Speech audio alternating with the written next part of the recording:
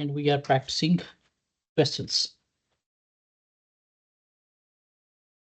So let's discuss 3-4 more questions today. We are having this question, Latte company. This is from 2023 paper.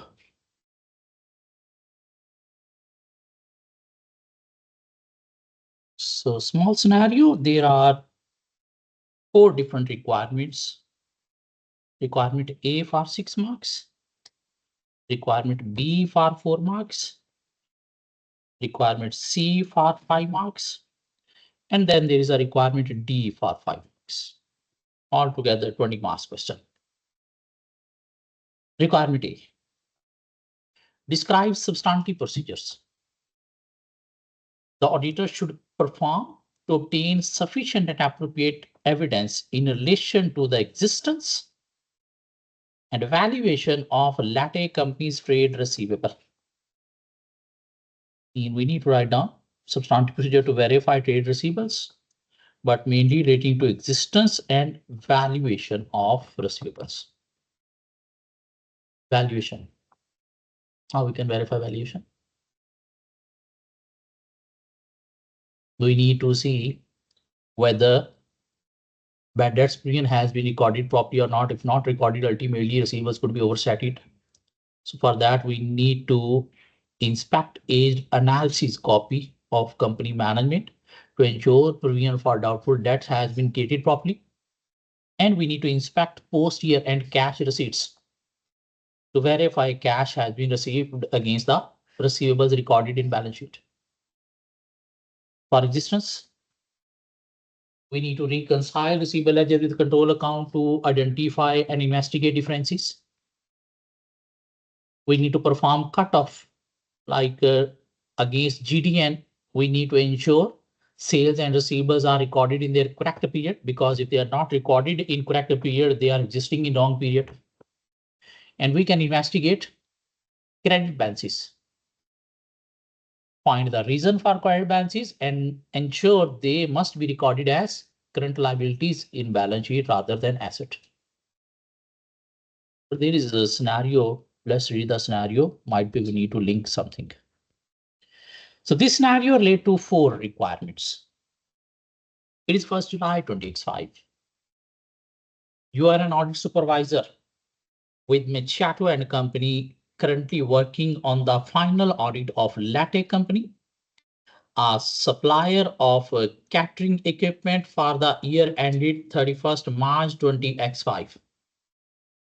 Year ended 31st March 2025. And you are auditor of M&A Company and your client name is Latte Company. Latte Company is a listed company with a total assets of $22.7 million and profit before tax of $3.2 million. This means there will be some materiality calculation involved. You are responsible for finalizing the audit field work in respect of the following. Trade receivables.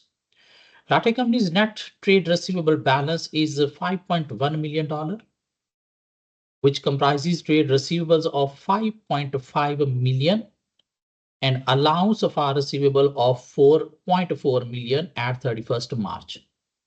And we record net receivables in balance sheet from receivable ledger. The gross amount is 5.5. By deducting allowance for receivable 0.4, the receivable recorded in balance sheet is $5.1 million. While in previous year, the receivable was 4.4 million and an allowance of 0.6 million was there. This year allowance has been decreased.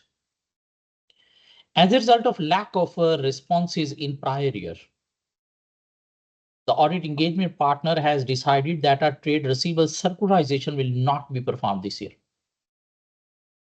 In previous year, we performed circularization, but customer didn't bother to reply. So this year, auditor have decided, no, I will not move for circularization. I will check through other procedures. Instead, the audit engagement partner has asked you to identify alternative substantive procedure. Other than circularization, you need to write down the procedures. to confirm the existence and valuation of trade receivables. We need to write down the procedures to verify existence and valuation. Even circularization is a mainly procedure for rights and obligation, not for existence and valuation. Circularization is mainly performed for rights and obligation, mean ownership rather than existence. If I move towards insert table here.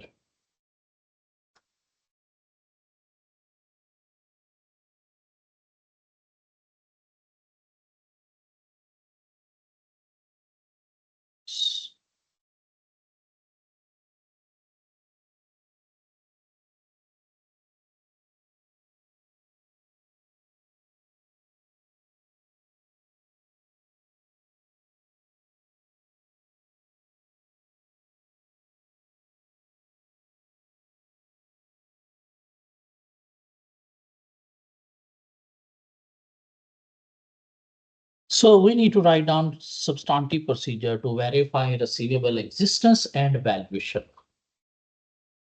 If you are aware, what are the procedure for valuation, what are the procedure for existence, then put the heading, these for existence, these for valuation. If you are not aware, you want to write down journal, then don't put the heading. Just write down general procedure. How many marks for this question are there? This means 6 procedures we need to write down at least. So first, what we will do? Review a copy of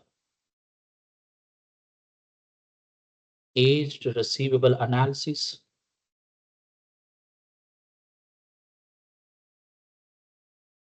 performed by company management to ensure premium for doubtful debts has been recorded properly.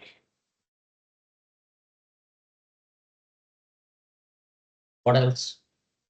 Inspection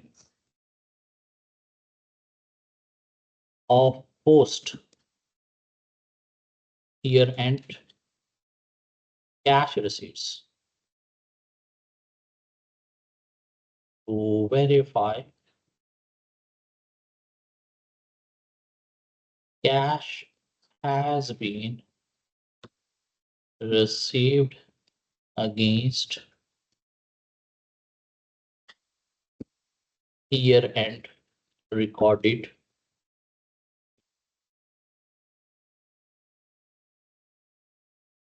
receivable.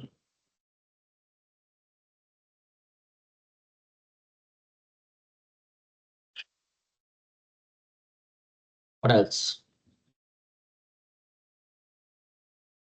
What else? For existence, reconcile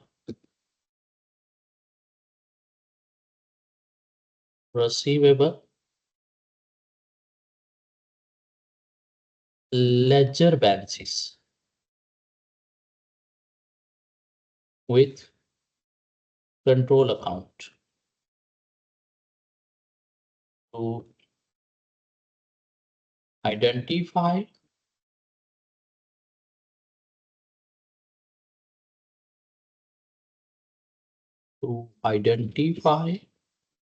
and investigate the differences.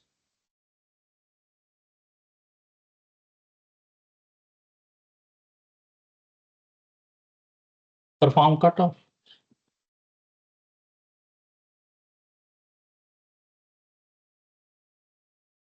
I.e. ensure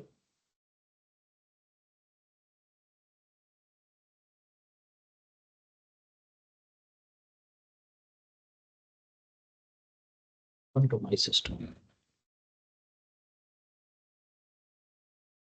Ensure sales and receivables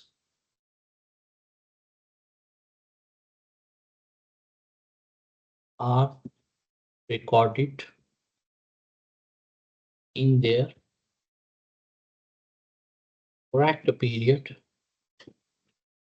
against GDNs. What else? Existence investigate debt balances. There is if we try to link anything with the scenario, there is a difference between opening and closing allowance for receivable. So we can discuss with management. Discuss with management regarding the difference in opening and closing allowance for receivables to see if to see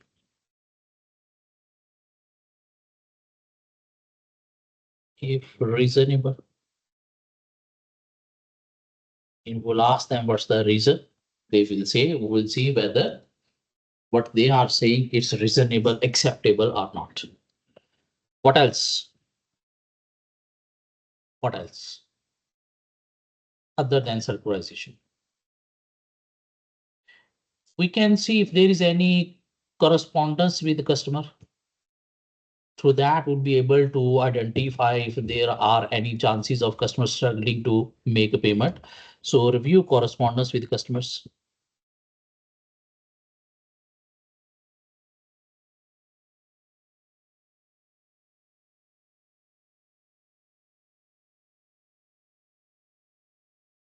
Correspondence.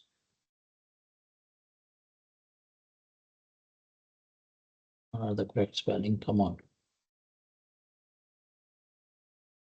Correspondence with customers to verify any chances of irrecoverable debts need to be adjusted in with receivables.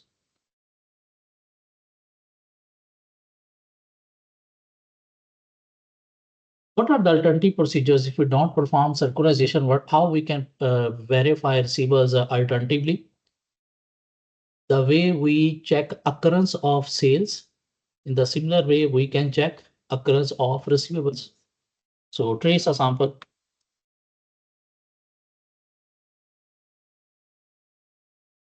of from where receivable ledger balances.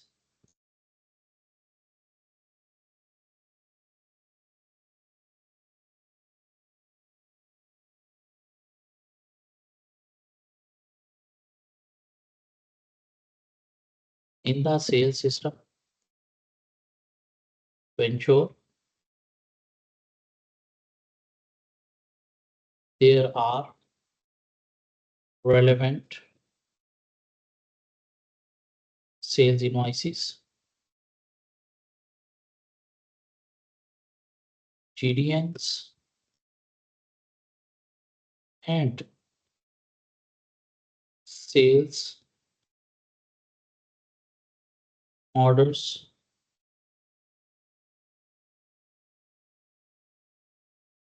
from the customer.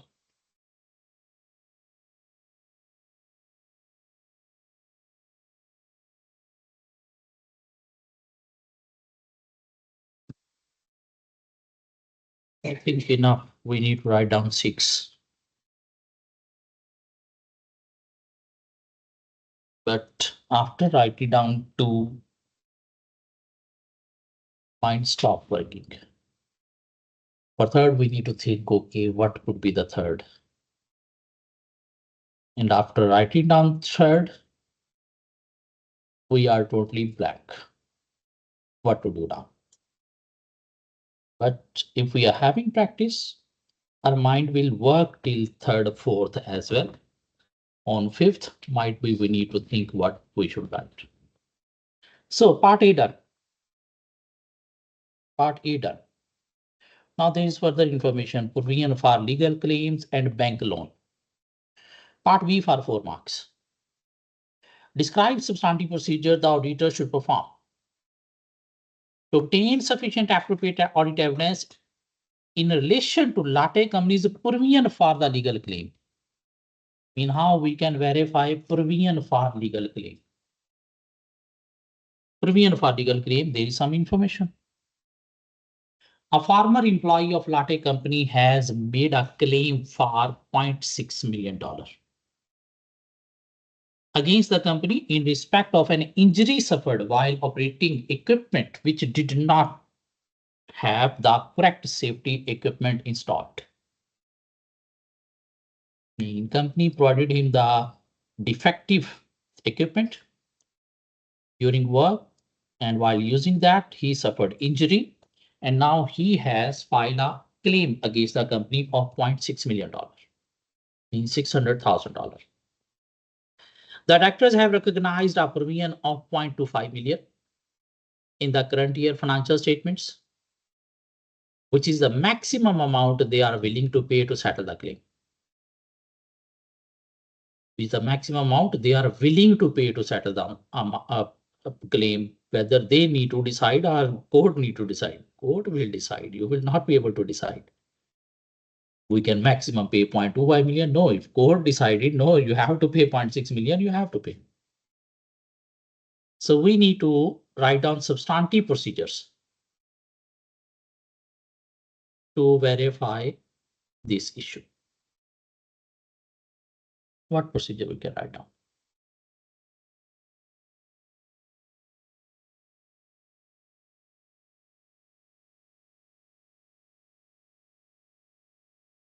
First, we should review the claim copy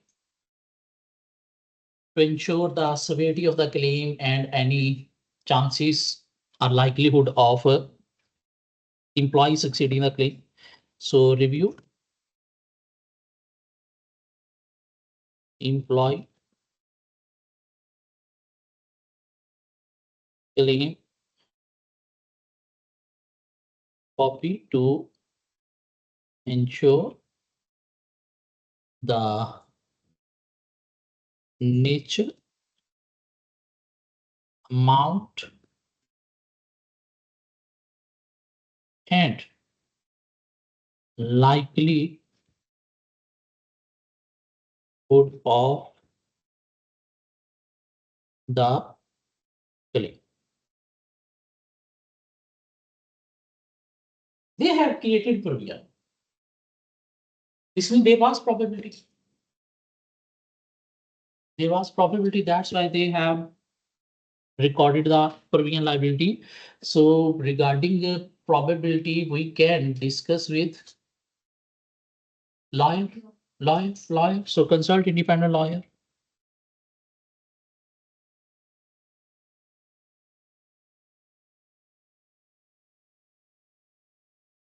Lawyer, not the liar. Though they are liar, but we need to write down lawyer. So consult independent lawyer regarding the likelihood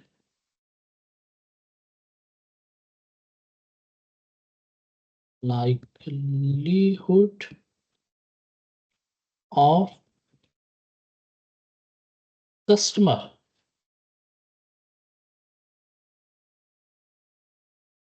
succeeding the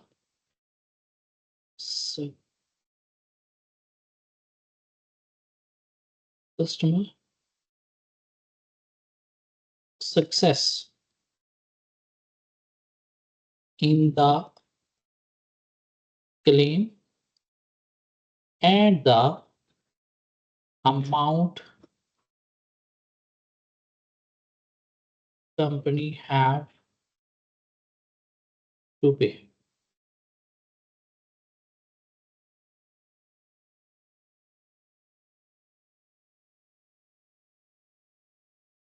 Now, management have created premium for 25 instead of 0.6. We should discuss these rascals. What's the reason? How you can record 25 while the claim is of 6 million if court impose 0.6 million? How you will negotiate 0.25? So discuss with management.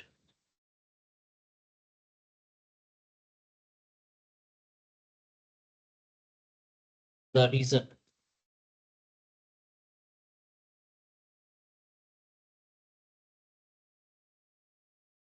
behind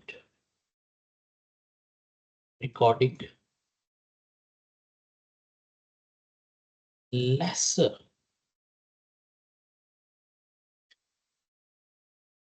provision liability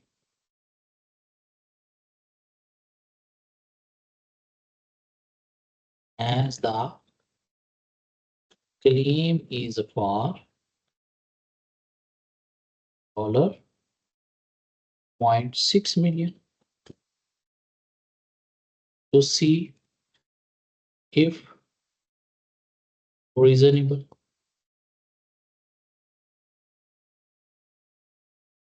You will see their justification is reasonable or not. Is there matter involving judgment estimate in their measurement? So we can obtain written representation from management. So obtain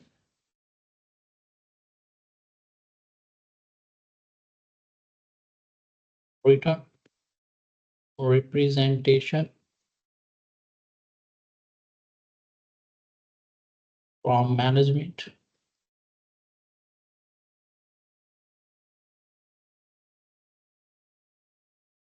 regarding the judgment made in recording provision to see if based on reasonable grounds.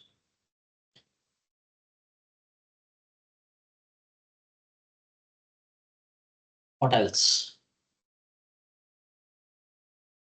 What else?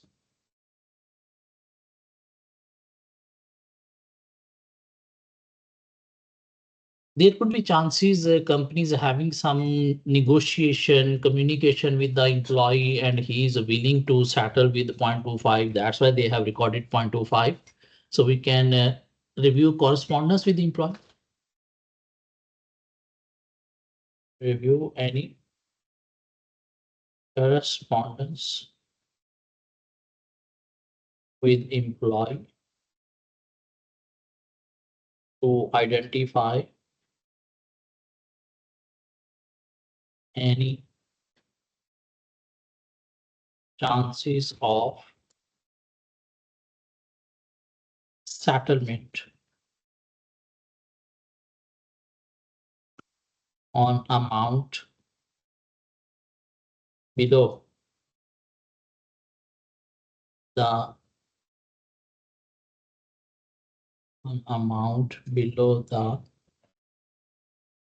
claim of dollar 6 million.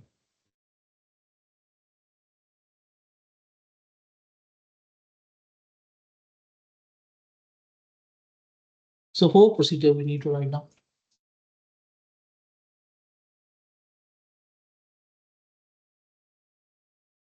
Shall we move on? Part A, 6 marks done. Part B, 4 marks done. Part C of the question. Describe substantive procedures the auditor should perform to obtain sufficient and appropriate evidence in relation to Latte company's bank loan. Now we need to write down substantive procedure to verify bank loan, and there's information about bank loan. Latte company obtained a new 3-year bank loan of $1 million on 1st October 20X4. Was the year end? 31st March. 1st October 20x4. This means October, November, December, January, February, March, 6 months. Interest they need to pay. Okay. To finance the purchase of new equipment, the loan attracts an interest rate of 5%. 1 million, 5%, 5,000? No, 50,000. 50,000 per year interest. For this current year, the interest should be 25,000, 6 months. Okay.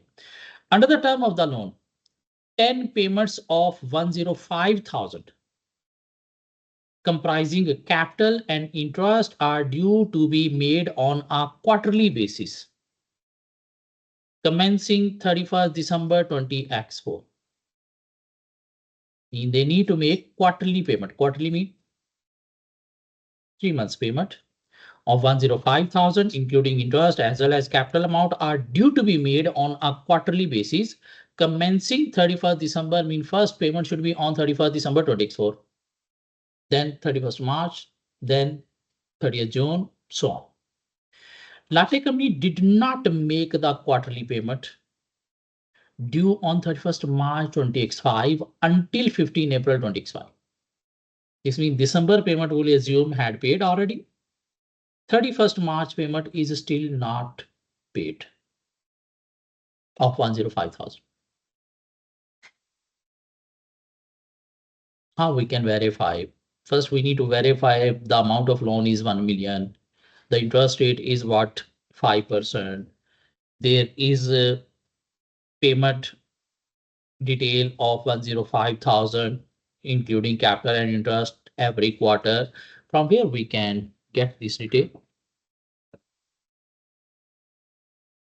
From where we can get this detail?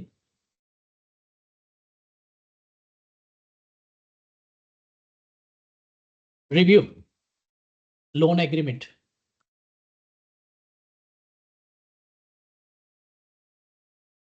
To verify the amount, interest rate,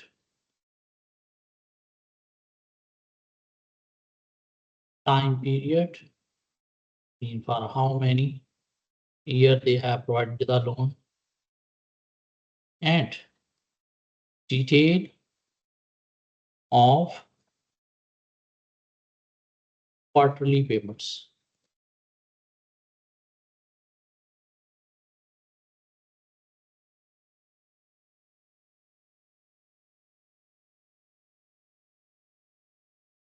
The interest we can recalculate. So recalculate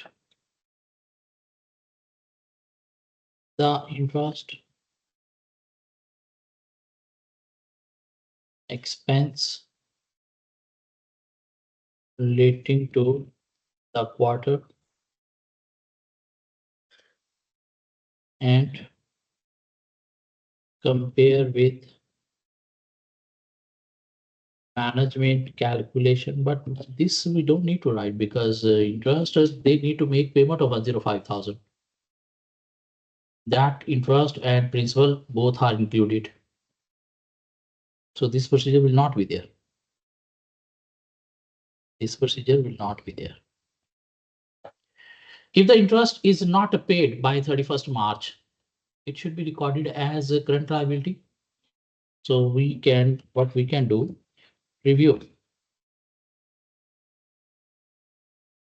current liabilities.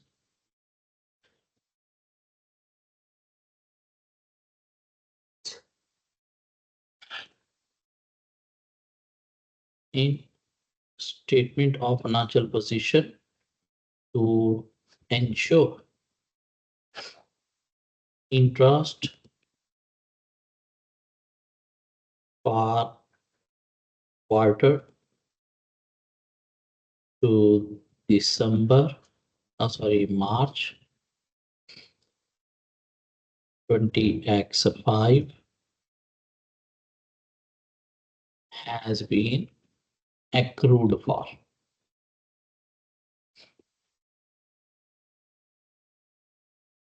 What else? That's if they haven't paid, there could be some breach of condition that could impose some penalties, or bank could call back the loan. From where we can see whether there are any clause attached to the loan, like in case of breach of condition, company is having any obligation. So we'll review again loan agreement to identify any clauses, any covenants attached to the loan, and in case of breach, if there is any obligation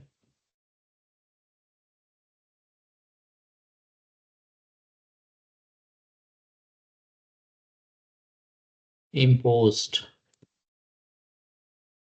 on company requiring, because if there is any obligation, company need to record provision. What else? What else?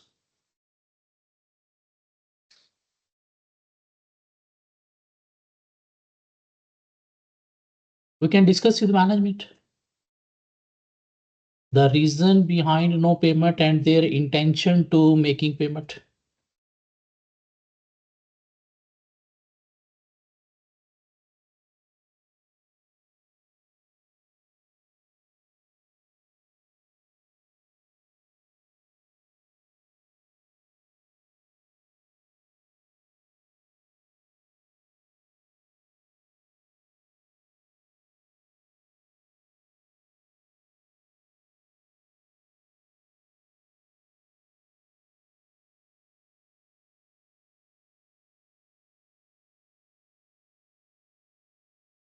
To avoid any liability.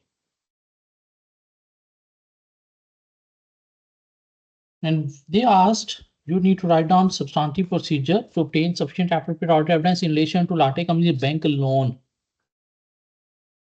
Regarding accounting treatment, we can write down one procedure, like the non-current current liabilities should be separately classified. So review financial statements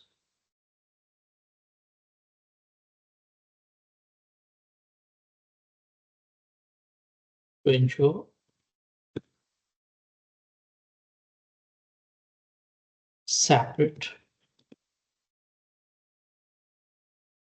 classification of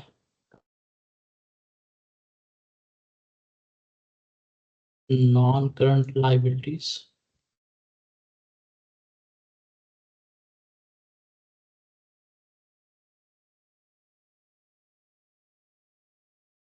and current liability relating to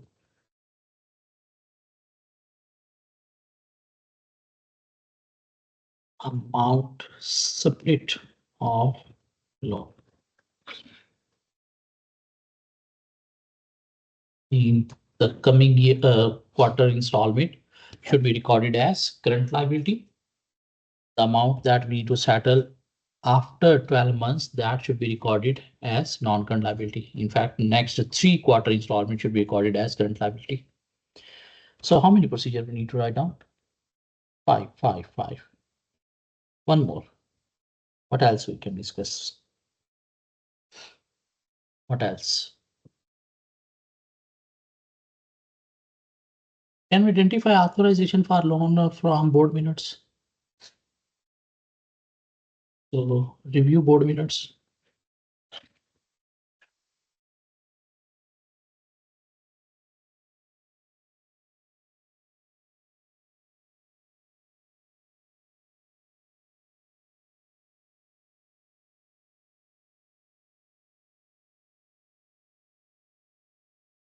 to verify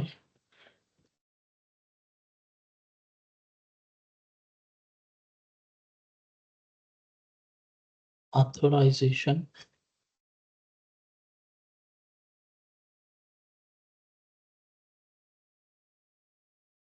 of bank loan from top management.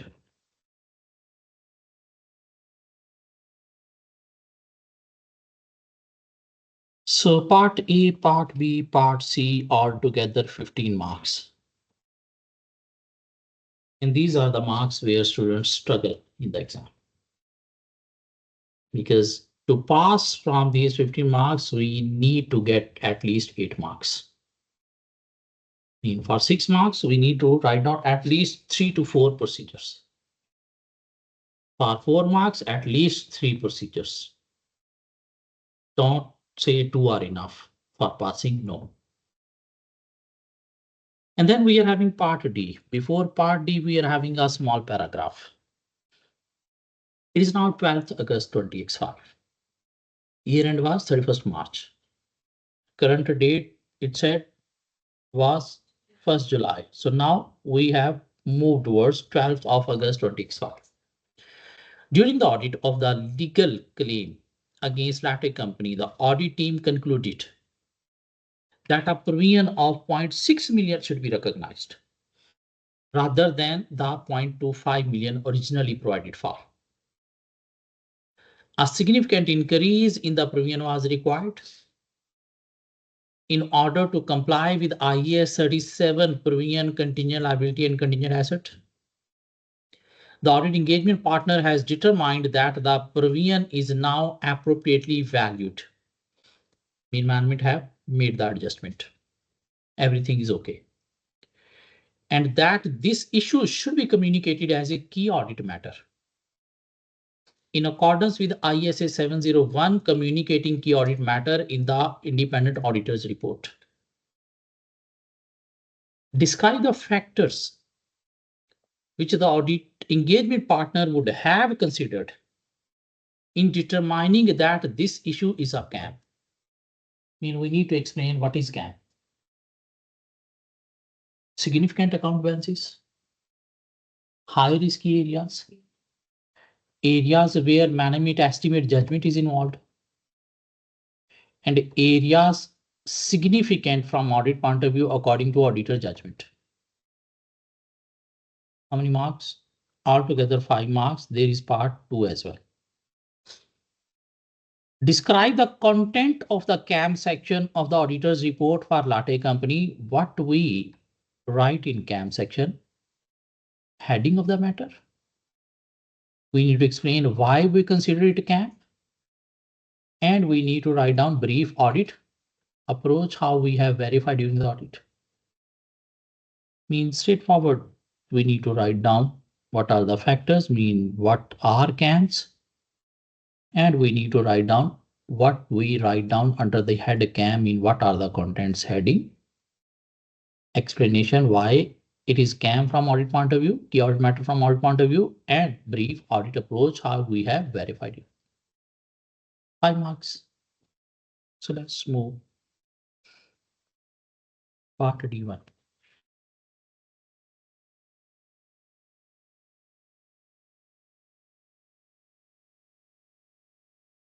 Factors that determine key audit matter.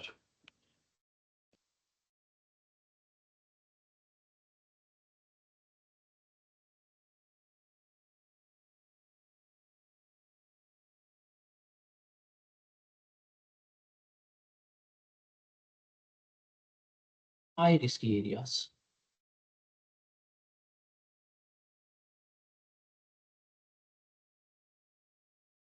That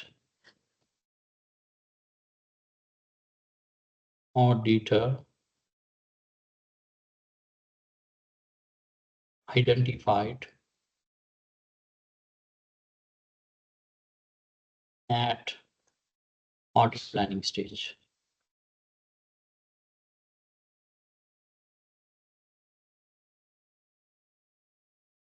area involving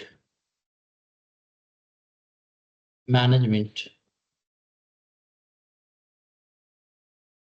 estimate and judgment involved as the provision against employee claim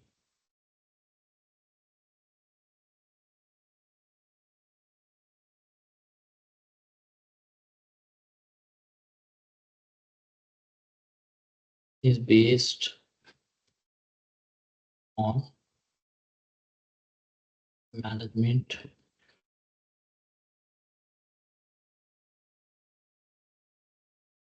estimate of $0.25 million that they recorded initially.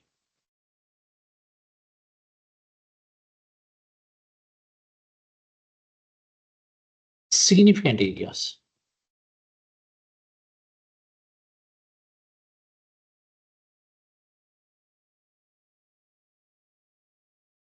relating to audit based on auditor's judgment.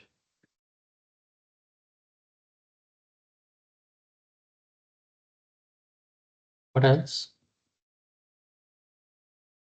Material account balances.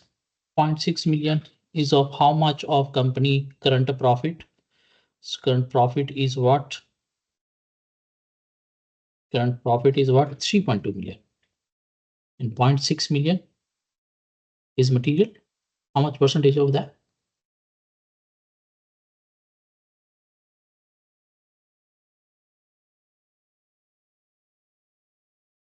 18%.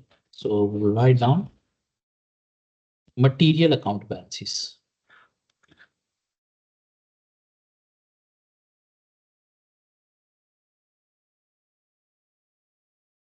as the claim of 0.6 million is 18% of company profit before tax.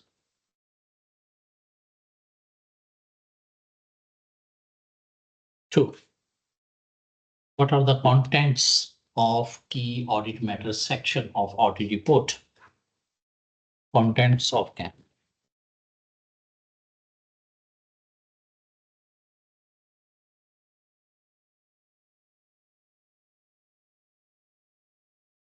The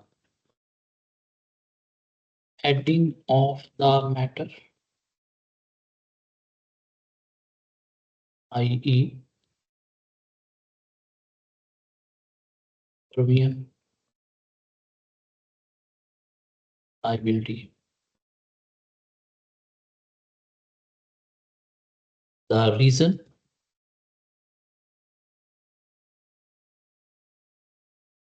why it is considered CAM.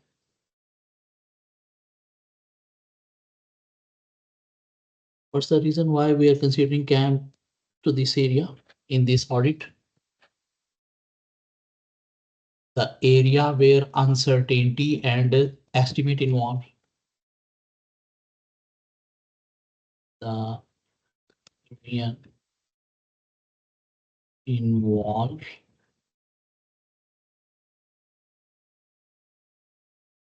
estimate and uncertainty. And the brief audit approach.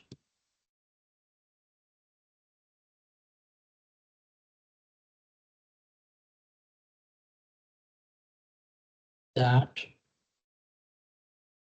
auditor has adopted during the audit to verify the provision and conclusion reached.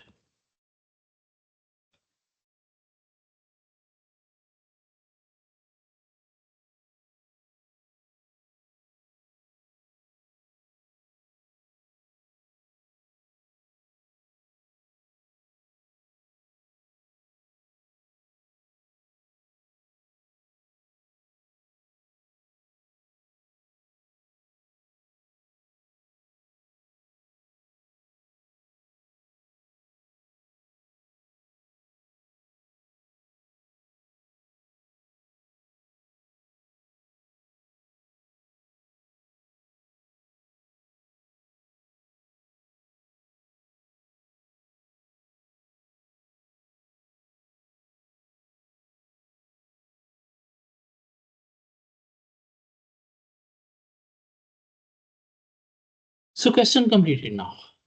For 20 marks. How many topics were tested? Receivable, provision, bank loan, long non-current liability, and audit report content scan. So let's move toward one more question. The very next question. This question is also from 2023 exam paper. So how many requirements are there? Requirement A for 5 marks, B for 5 marks, C for 5 marks, and requirement D1, D2 for 5 marks. Similar nature of question. So requirement A for 5 marks describes substantive procedures the auditor should perform to obtain sufficient and appropriate audit evidence in relation to the matters identified regarding Heron Company's addition to plant and equipment. In non-current assets, addition substantive procedure we need to write down. We can verify authorization through board minutes. We can verify cost by inspection of invoices, cash book, bank statement. We can check depreciation by recalculation and compare with manual calculation for accuracy. Ownership we can verify through title deeds, GC document. Existence we can verify through physical inspection. 5 procedure we need to write. Let's read the scenario. And we need to adopt an approach. How we can write down 5-6 procedures according to the scenario or by using our straightforward knowledge that we have learned. If we have adopted that approach, this procedure will be able to write down. Not complete 5, 3, 4 will be able to write down. Just we need to practice some questions to adopt an approach, mean what we can write, mean what point we can adopt. So this scenario relates to 5 requirements. It's 1st July 2025. You are an audit supervisor of Owl and Company responsible for the final audit of Heron Company for the year ended 31st May 2025, which is due to commence shortly.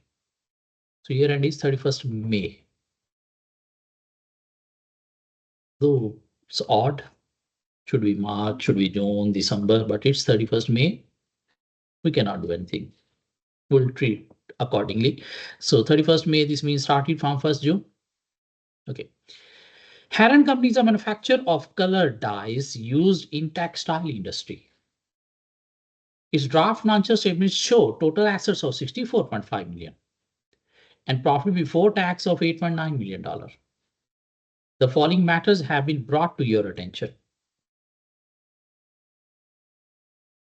Addition to plant and equipment. Heron Company incurred significant asset capital expenditure in the year as it purchased a new manufacturing line. All costs incurred in the purchase and installation of the manufacturing line have been recognized as plant and equipment within non-current assets.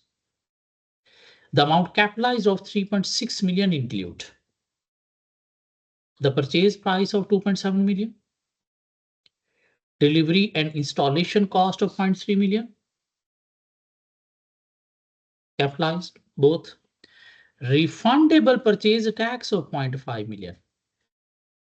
Tax we can capitalize. If it is refundable, this means we can recover this capital allowance, we can recover. So this should not be part of the asset cost. It should be recorded in tax account rather than asset account. And 0.1 million incurred in training staff on how to operate the new plant and equipment. Staff training, can we capitalize? No, even this should be recorded as revenue expenditure expense out. So these are two issues. In addition to the 3.6 million capitalized, Heron company incurred a cost of 0.2 million testing the quality of the die being produced by new manufacturing line. Testing cost. If without this testing, asset is unable to use, then this should be capitalized. If we can use the asset without this testing, then this should be treated as expense. So we need to see the nature of this testing. The finance sector has also capitalized the cost within plant and equipment. Heron company started using the new manufacturing line in December 2024.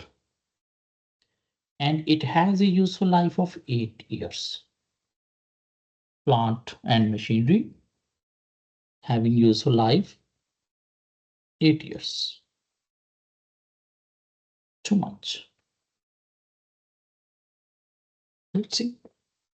This means regarding this useful life, we need to write down one procedure. Regarding this tax, we need to write down one procedure. Regarding this training cost, we need to write down one procedure. Regarding this testing cost, we need to write down one procedure. Not only straightforward. We need to link with the scenario. Okay.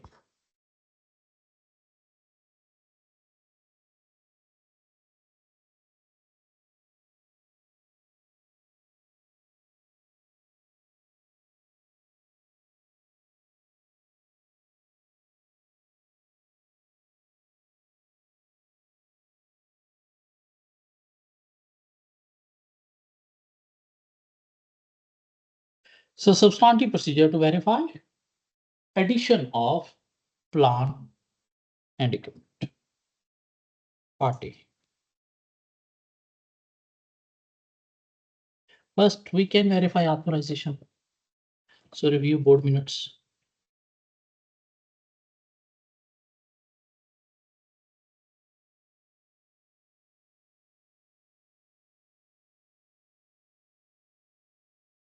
To verify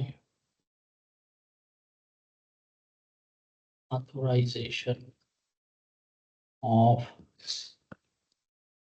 purchase of new plant for the production facility.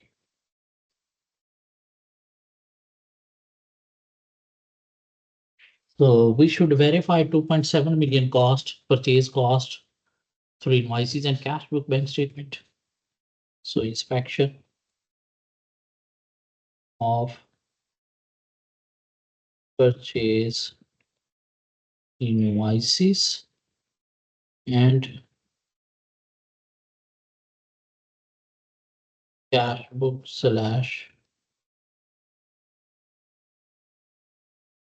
bank statement.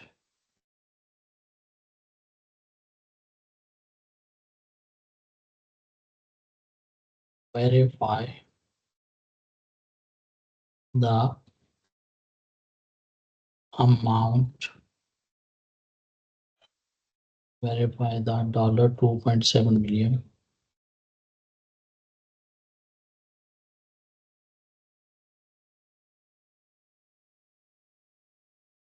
paid to acquire the asset.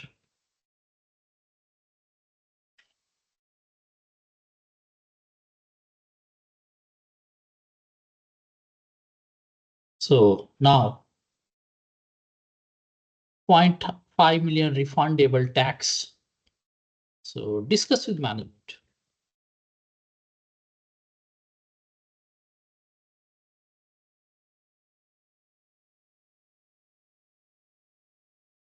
Dollar 0.5 million capitalized.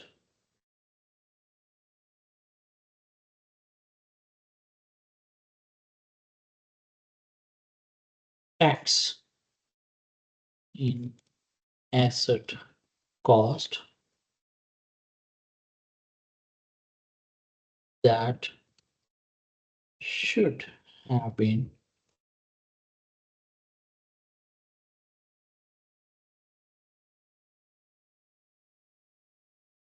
recorded in tax account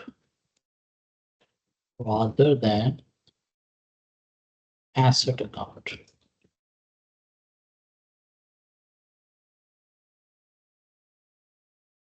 And then 0.2 million testing, oh sorry, 0.1 million for staff training. Staff training.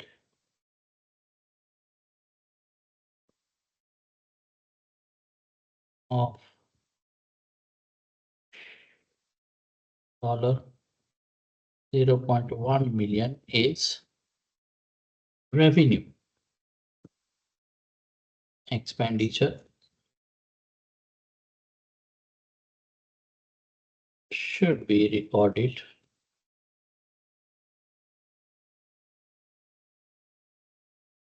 in P&L.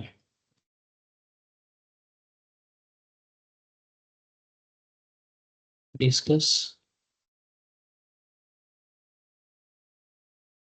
with the management regarding the correct accounting treatment of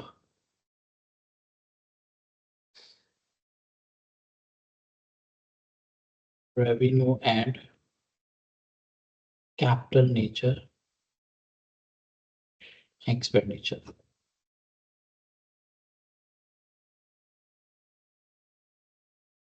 What else?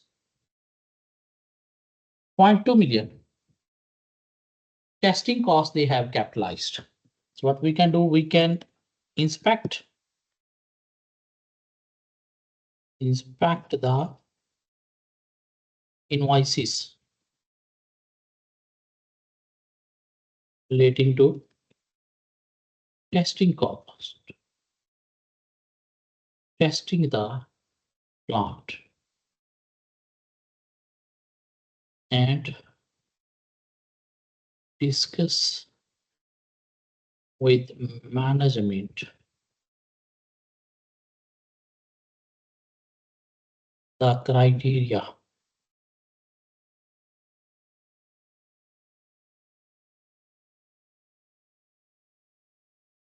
behind capitalizing.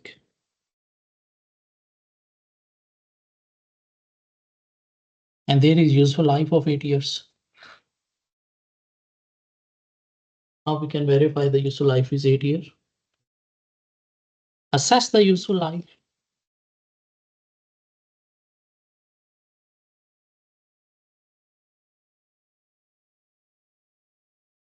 of 8 years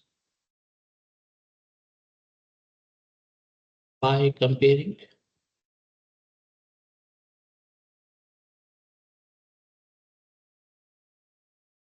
with the past results,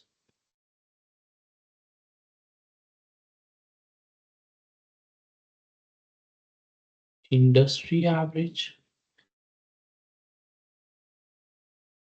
and through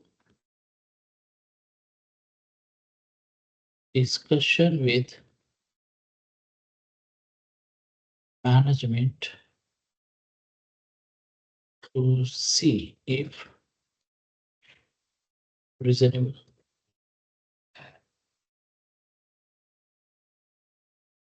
5 procedure we need to write down at least. If there is a more required, we can consult independent expert regarding the useful life of the asset is 8 years.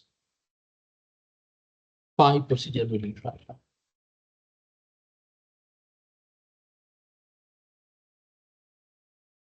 Shall we move forward?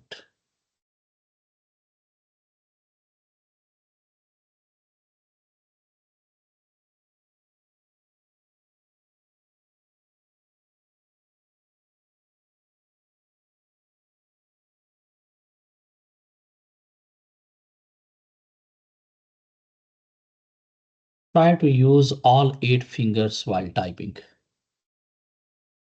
not 2 fingers. Try to use all 8 fingers. How to use all 8 fingers? You can find so many videos on the YouTube. ASDF, leave GH, and then JKL and collar. These 4 fingers will be used for FG. The right will be used for HJ. And on the top, QWERTY, leave TU, TY, UIOP. And down, ZXCV. Even don't put this little figure on Z. Put this figure on Z axis. V will be used with 4 finger, and then NM dot, and 4 finger will be used for both B and N.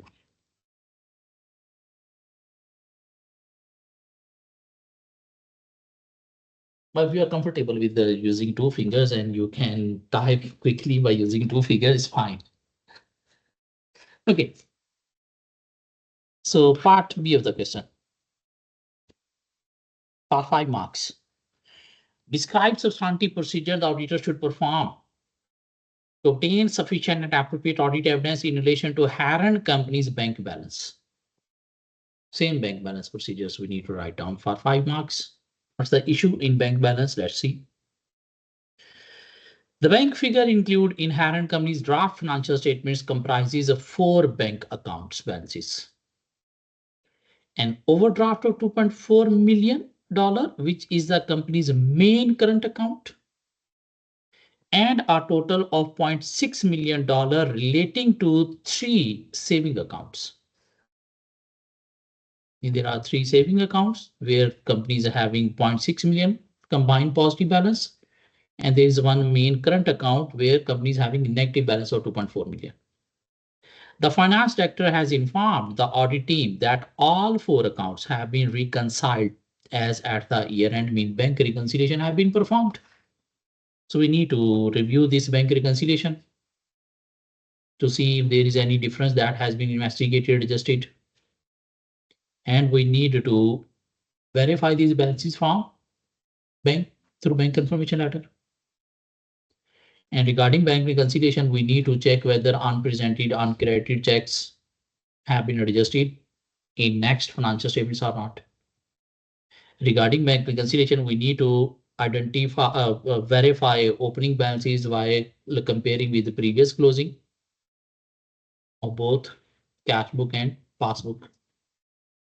These procedures we need to write down for how many marks? 5 marks. So let's discuss part B.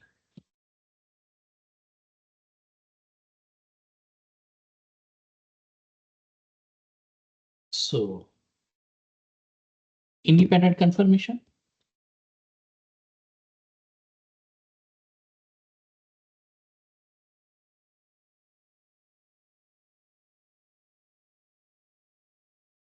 From bank.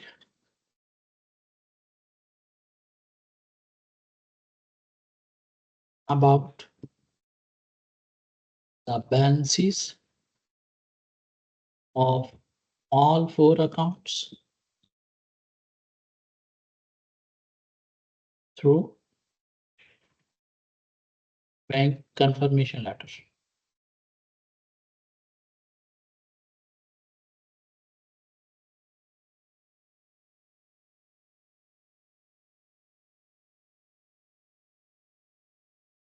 The reconciliation they have performed, that we need to review. Review.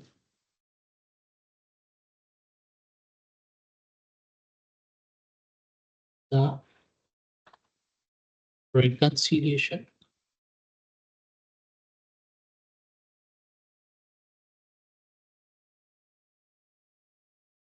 performed by company staff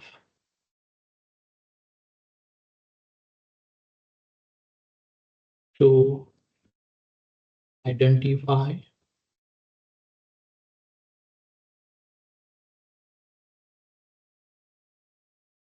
the highlighted differences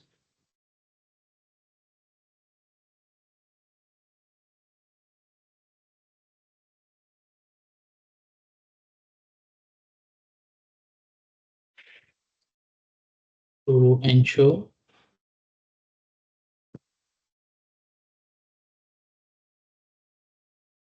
adjusted properly, verify opening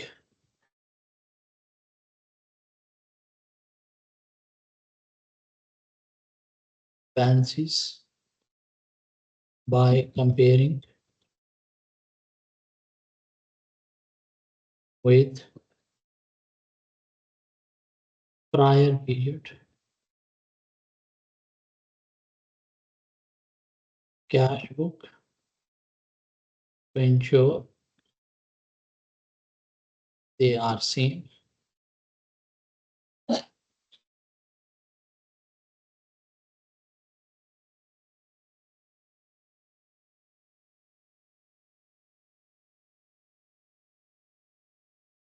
Identify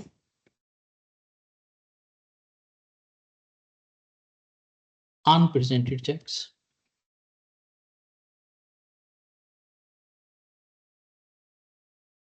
and verify they have been presented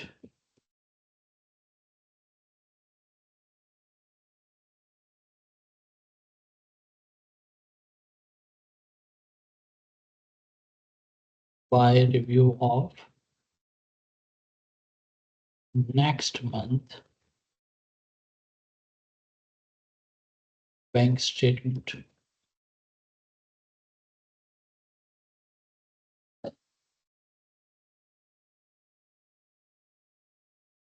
Identify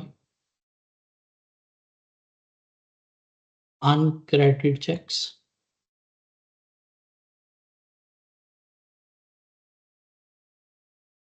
and verify they have been credited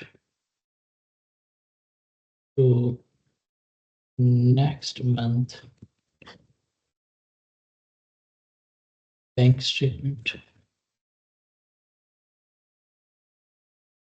What else?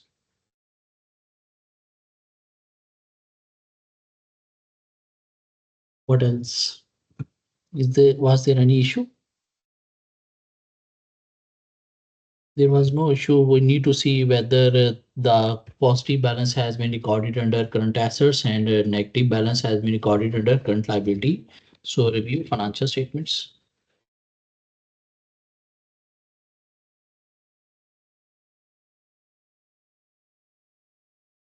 To ensure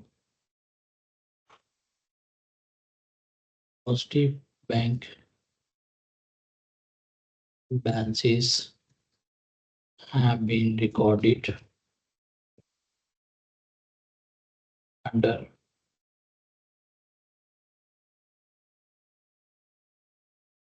current assets and bank overdraft. recorded under current liabilities. So 5 procedures we need to write down.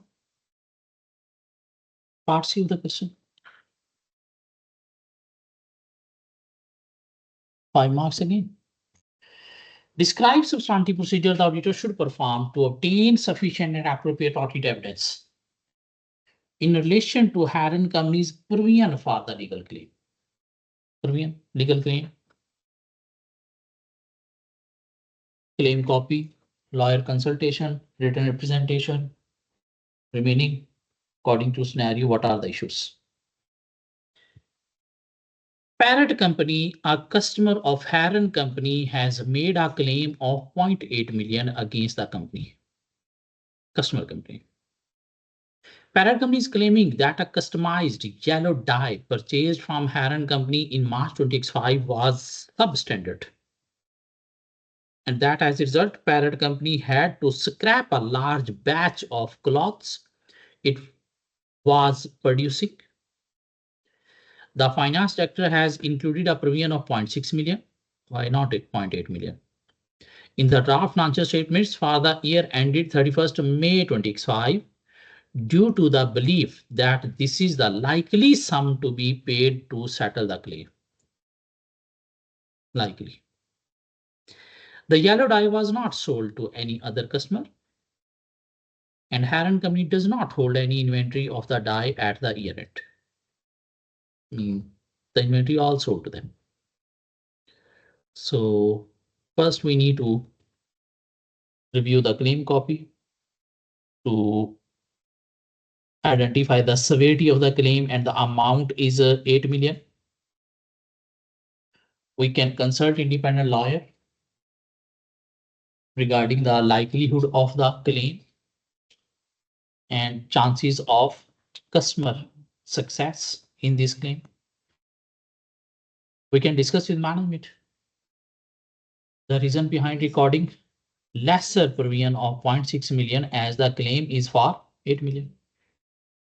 Obtain written representation from management regarding the reasonable estimates used. Review any correspondence with the customer to identify any chances of settlement on lower amount.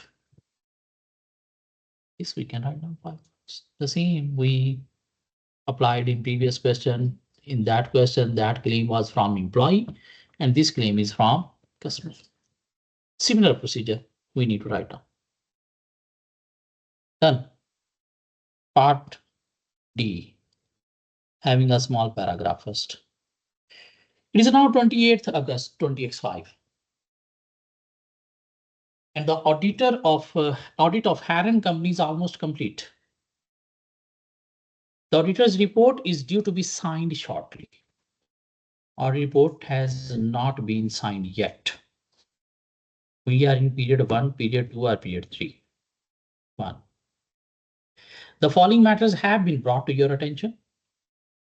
On 14th July 2025, after year end, because year end is 31st May. On 14th July 2025, Sparrow Company, a customer of Heron Company with a receivable balance of 692,000 at 31st May 2025,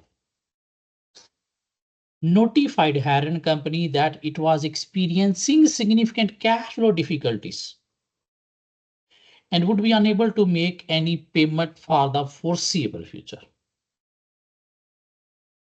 at least 12 months. Customer himself saying, I'm not in a position to pay this amount in next foreseeable future. If customer himself is saying, this means it's gone bad. They need to create provision.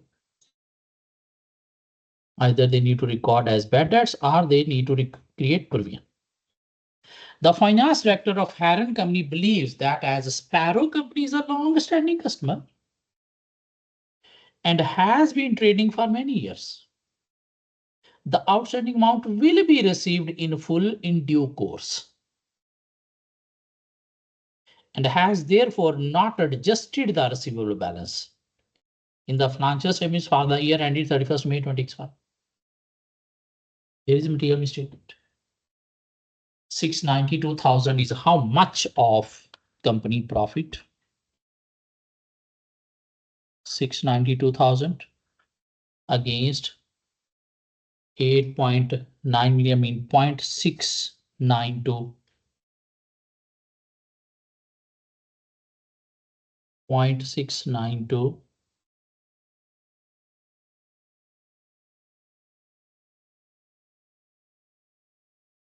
7.7%. This means about 5% is material. Okay, what's the requirement? Requirement D1 and 2 both having 5 marks. Explain whether the 20x5 financial statements of Heron Company require amendments in relation to the outstanding balance with Sparrow Company, whether company need to amend the financial statements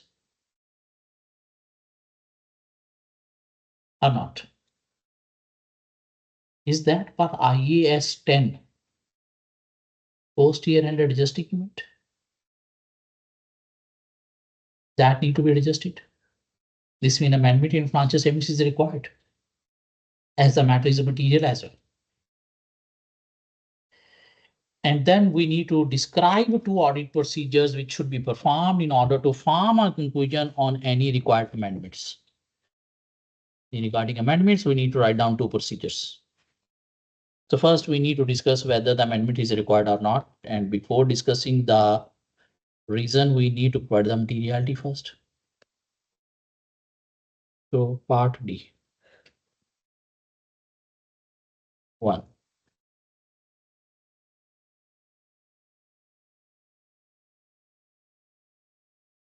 The receivable balance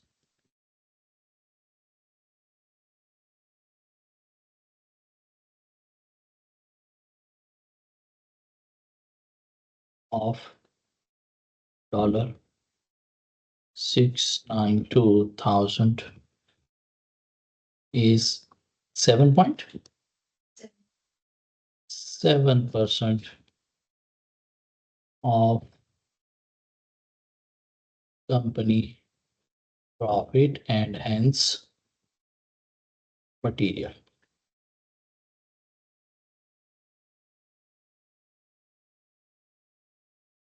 There is evidence. Customer experiencing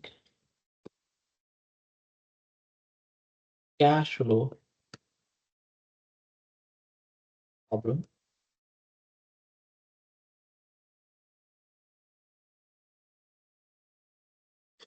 and not in a position of making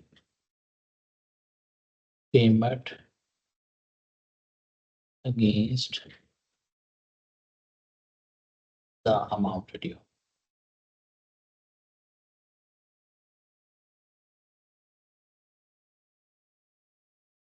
This is a post event.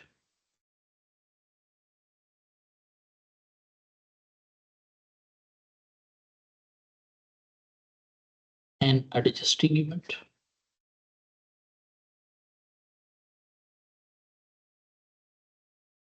required per IAS 10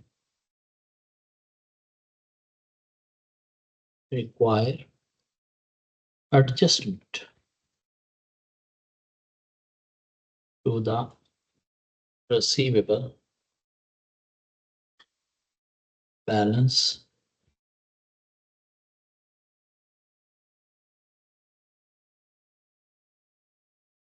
as the condition exists at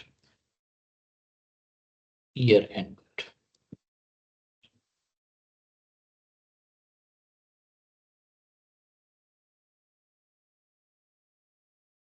So management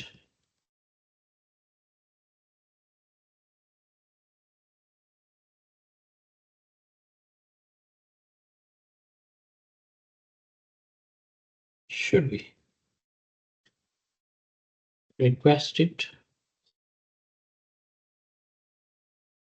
to make adjustment in the stated receivable balance to record as allowance for receivable or recording a recovery debt.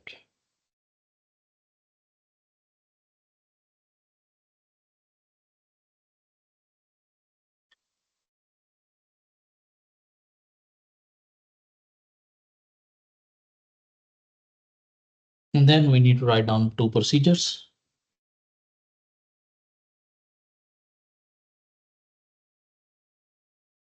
Procedures regarding what? Describe two procedures which should be performed in order to form a conclusion on any required amendments. So discuss with management.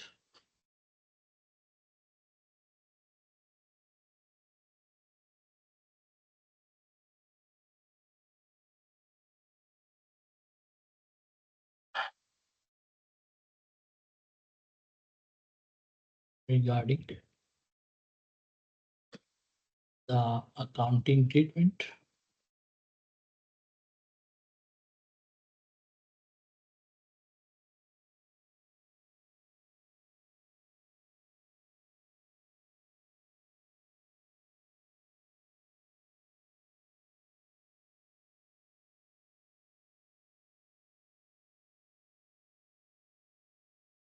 of this matter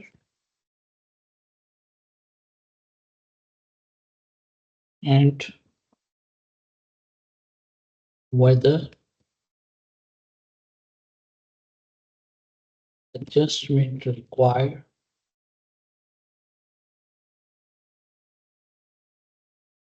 in financial statement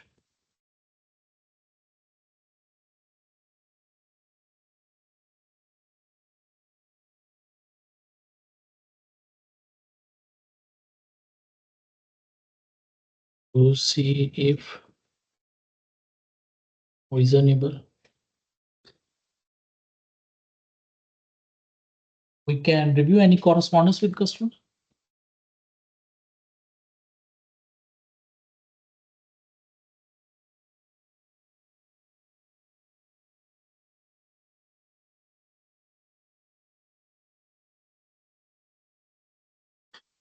Identify or ensure any chance of recovery from customer in near future,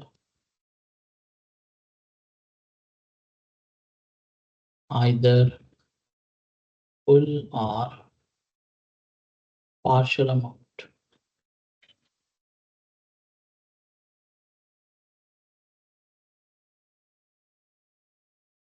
What else?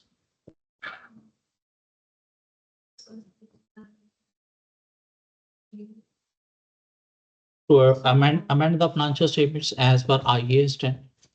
Otherwise, you need to write down two procedures only. So this question is also completed for 20 marks. Let's take a break. After break, we will discuss two questions relating to some other areas like controls, internal controls.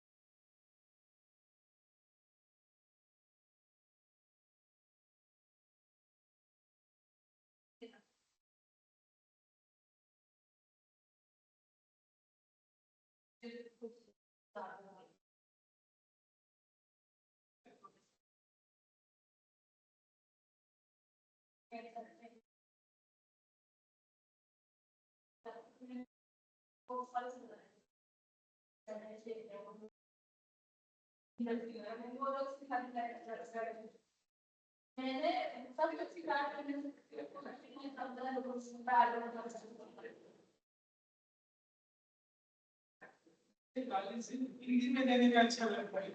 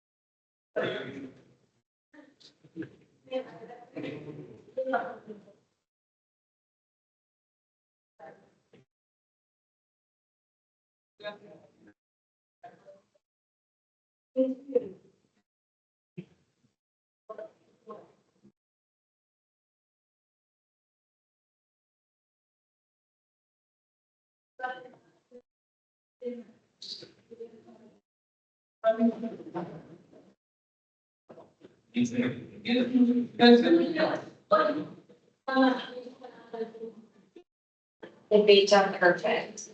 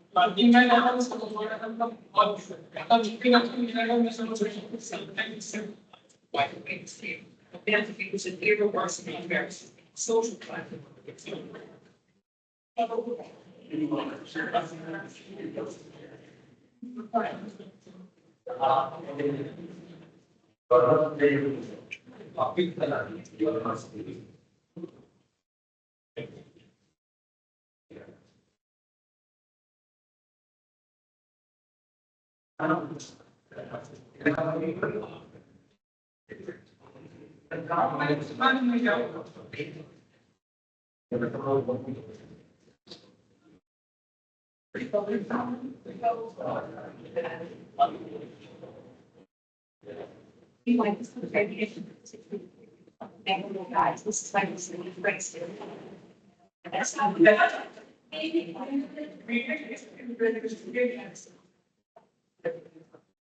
That's all.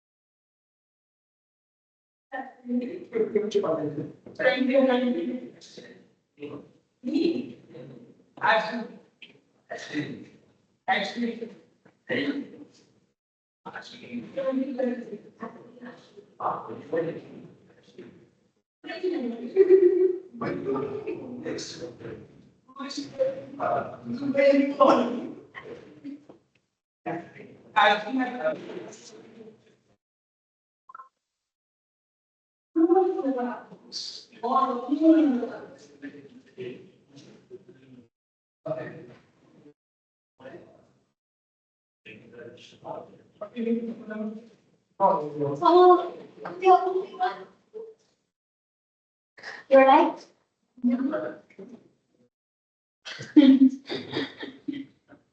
Thank God I was standing.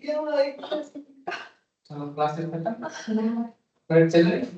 but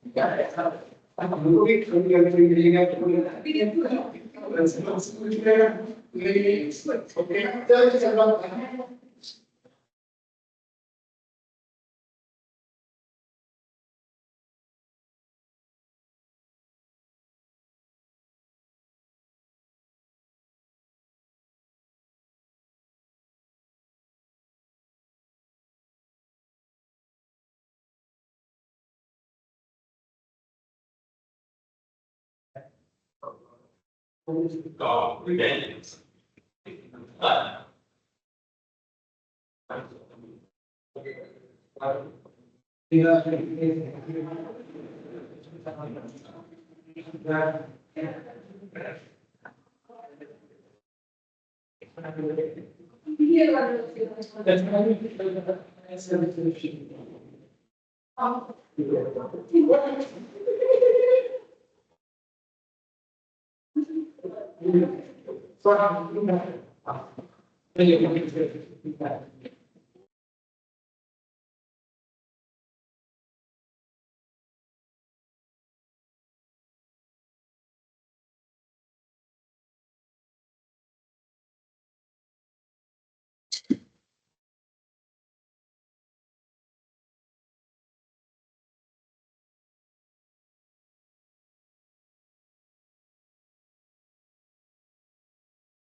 sorry.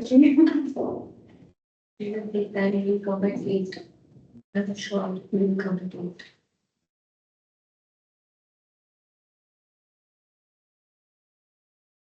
Which other exams are you taking? Only one you added.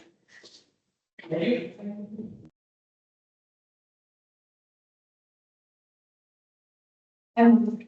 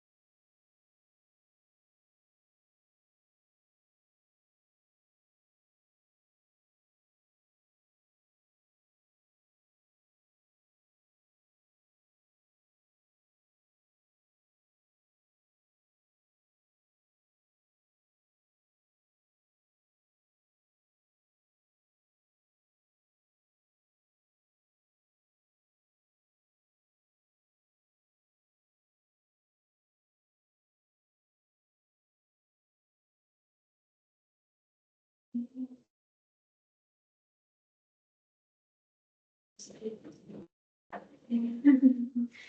don't need screen the teachers.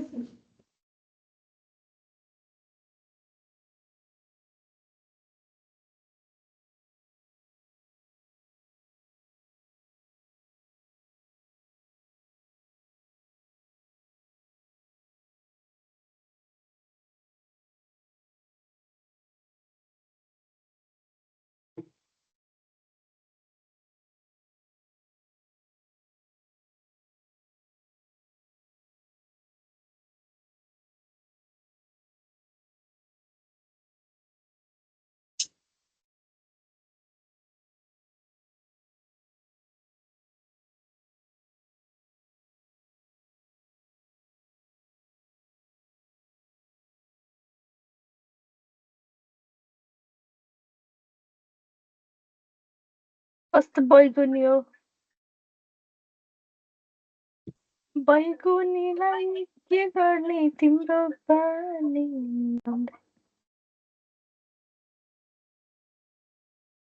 को हिरो बनेको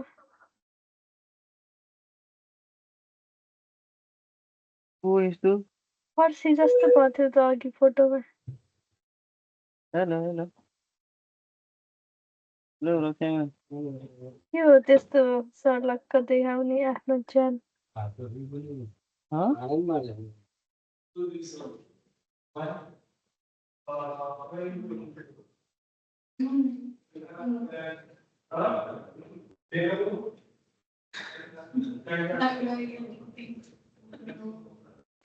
I did you.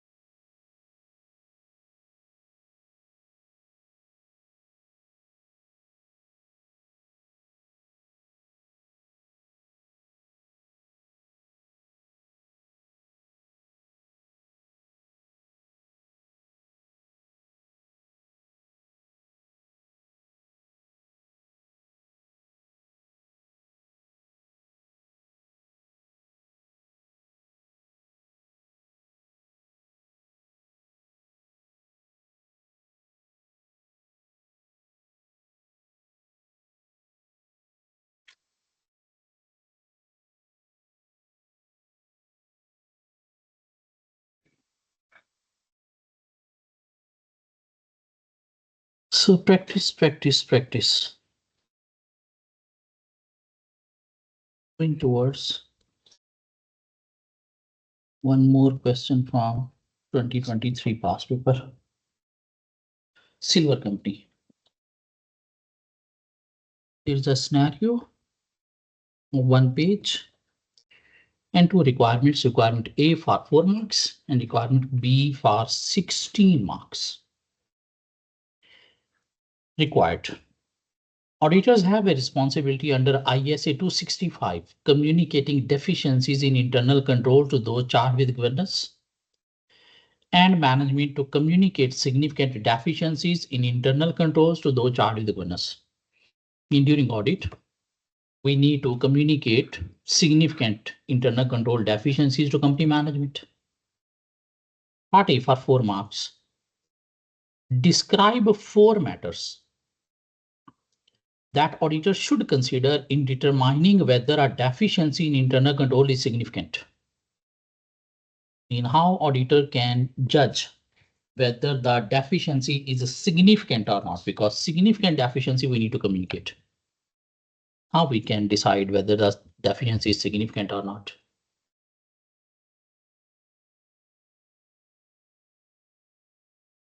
In weakness is significant, how we can judge? Based on the materiality of the matter. If the matter is relating to material account balance, if the matter is relating to material account balance, so we will consider it significant. What else? If the matter is leading towards any misstatement in the financial statement, due to that weakness, there is a chance of misstatement in financial statement.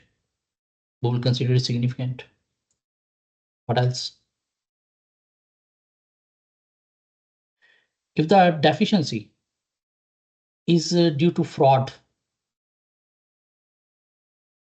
so due to high fraud risk factor, we will consider it significant. What else? If the matter involving judgment estimate, and there is always a high chance of misshaping in estimate judgment, so that will be considered significant deficiency. What else? If the matter is leading towards any non-compliance with law regulation, then the deficiency will be considered significant deficiency due to severe consequences of non-compliance. 4 factors we need to write down, based on which we can identify whether the deficiency is significant or not. Relating to material account balance, the deficiency leading towards a misstatement in the financial statement, the deficiencies relating to any fraud, the deficiencies relating to any estimated judgment involved, or the deficiencies relating to any non-compliance with law regulation. 4 marks. Either you will get or lose. Easy if you are able to write down. Otherwise, lost. Requirement B, identify and explain 8 deficiencies in silver company inventory count arrangements, and provide a controlled recommendation to address each of these deficiencies. We need to identify 8 internal control deficiencies during inventory count. We learned the stock take instructions. The inventory movement during count should be stopped. Inventory count should be performed by independent person, not the warehouse staff. And counting method should be specified. Pre-printed, pre-numbered sheets should be issued without quantity mentioned. What else? During count, the marked inventory counting inventory should be marked separately to avoid double counting. Slow moving, obsolete, damaged items should be marked properly. If the inventory held at third party, need to take certificate from third party. The warehouse should be tidy up. And staff must be aware about the methods of counting. So we need to identify 8 deficiencies in inventory count system, and we need to provide recommendations. Obviously, while identifying deficiency, we need to explain what could be the consequence for the organization due to this deficiency. Without explaining consequence, deficiency is incomplete. So let's read the scenario and identify 8 deficiencies.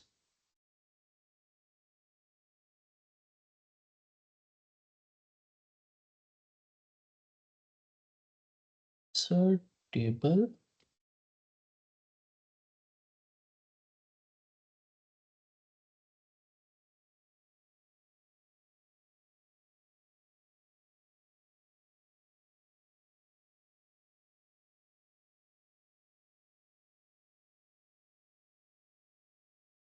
In fact, we need to identify 8.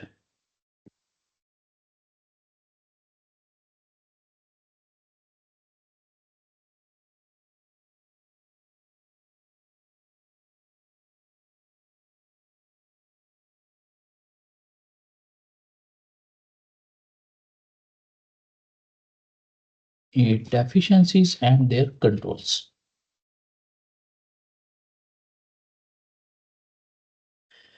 So it is 1st July 20x5. You are an audit senior with the Golden and Company, and you are in the process of reviewing the inventory count arrangements for 4 audit clients. Silver Company in preparation for the attendance at the full year-end inventory count on 30th September 2025. The company manufactures household furniture such as tables, sofas, and beds, and has a factory and a large warehouse which are located on a single site. Furniture Company. Inventory counts arrangement. The company manufactures goods 24 hours a day, 7 days a week to meet customers' demand.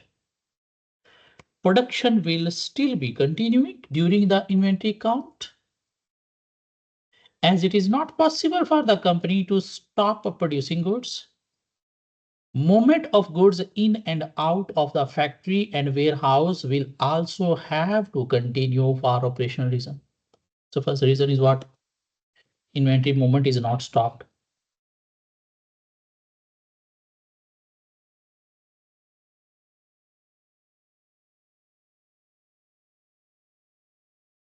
During count.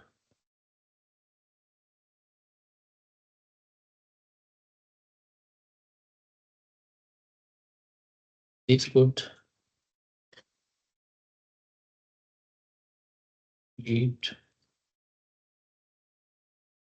towards some inventory missing from count. Like if we counted one area, moved towards other area and previous area, more inventory was added through production. Or count include inventory that sold.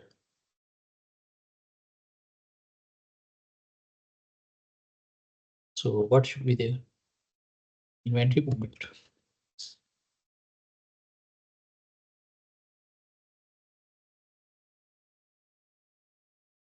Should be stopped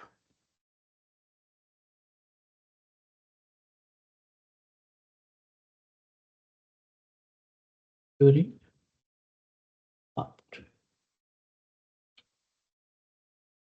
2 marks. The count will be undertaken by 20 teams of 2 counters from the warehouse. From the warehouse. So staff is not independent.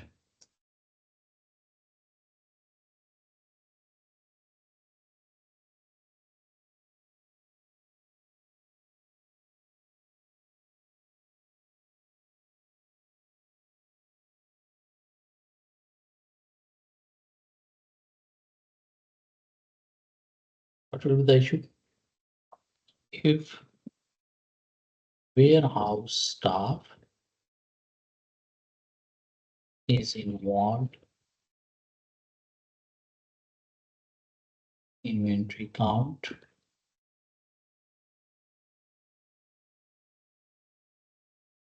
the personal use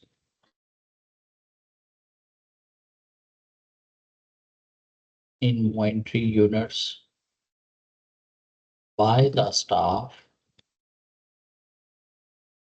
will not be identified.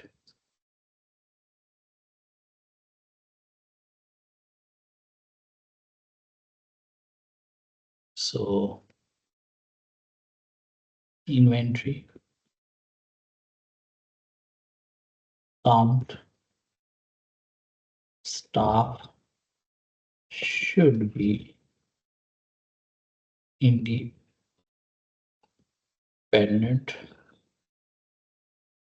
not the warehouse staff who use or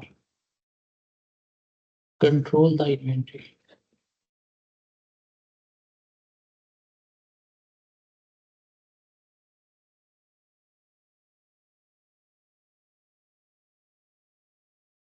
The count will be undertaken by 20 teams of 2 counters from the warehouse. So first issue was a movement and the team from warehouse, and the warehouse supervisor will be overseeing the inventory count. Even supervisor is not independent.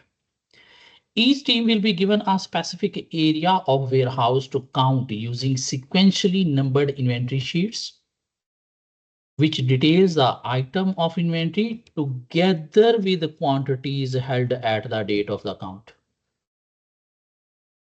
So inventory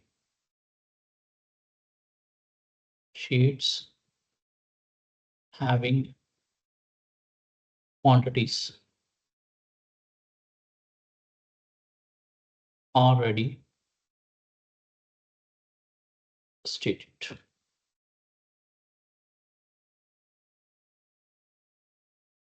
Staff will compare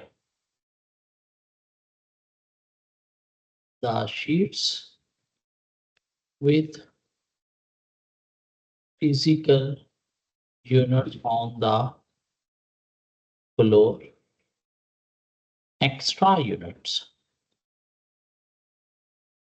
on the floor will not be identified.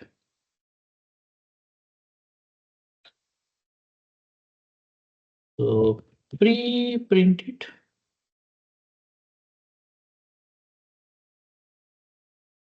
pre-numbered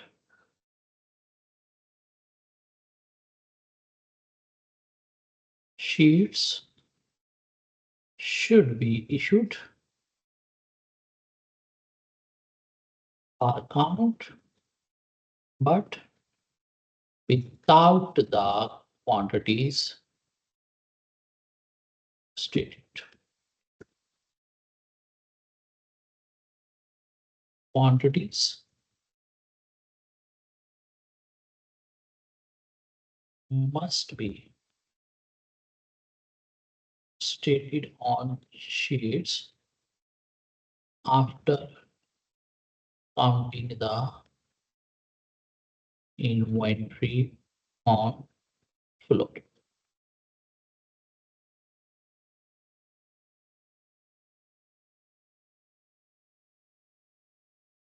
Easy. 6 marks. Okay. Date of the count as per the inventory system, it has been left to the individual within each team to decide how to allocate the responsibility between them. In staff deciding by themselves which area they want to count. And everybody will prefer to count easy area. So some area could be missed from count. So who should assign responsibility to staff? Inventory count controller. He should assign area to each team so that all area must be counted. So count staff deciding which area they prefer to count.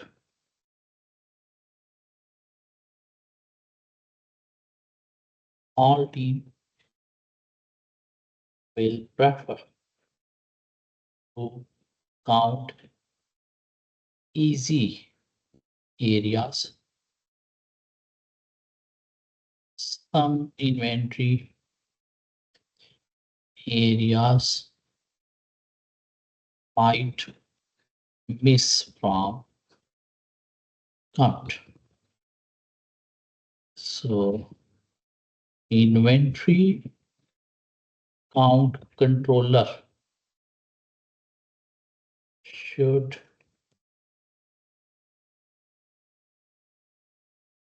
assign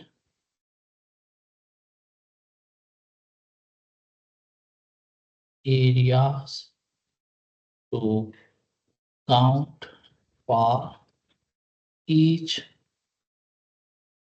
count team by ensuring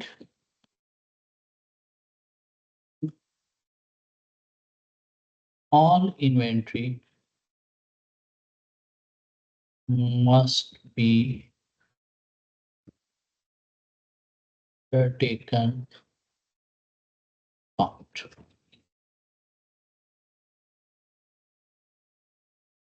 One, two, three, four. Moving forward. All goods present in the warehouse on 30th September 2025 will be allocated into separate warehouse bays. Designated areas of the warehouse mean they have been kept separately. In preparation of our counting, mean warehouse is divided into different areas. When a warehouse bay has been counted, it is crossed out on the warehouse map,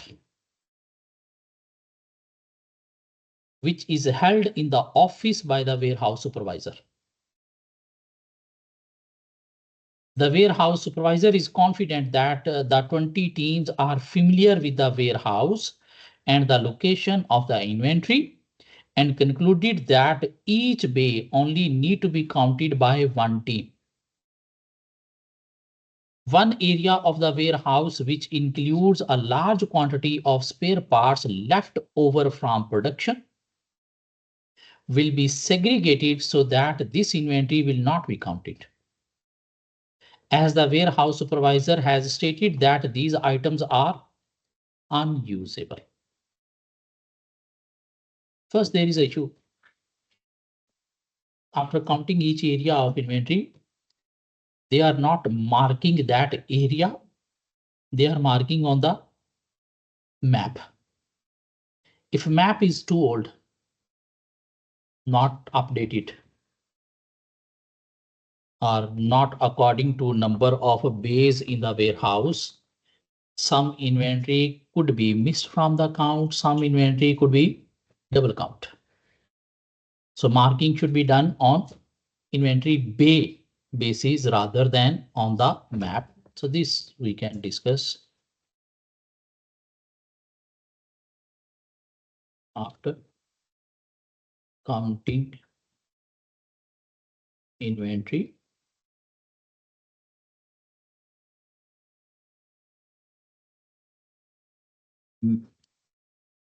Warehouse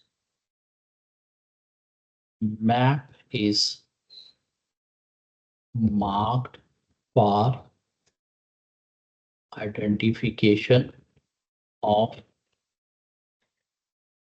counted inventory area rather than marking the bay.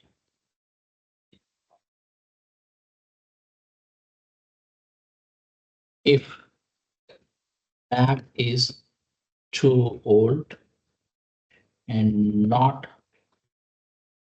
updated as per the changes in warehouse, some inventory bay could missed from count or double counted.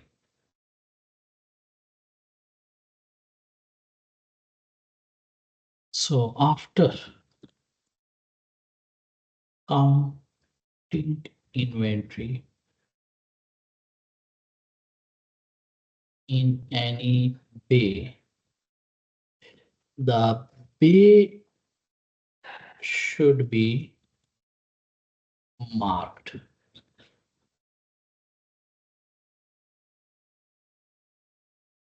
rather than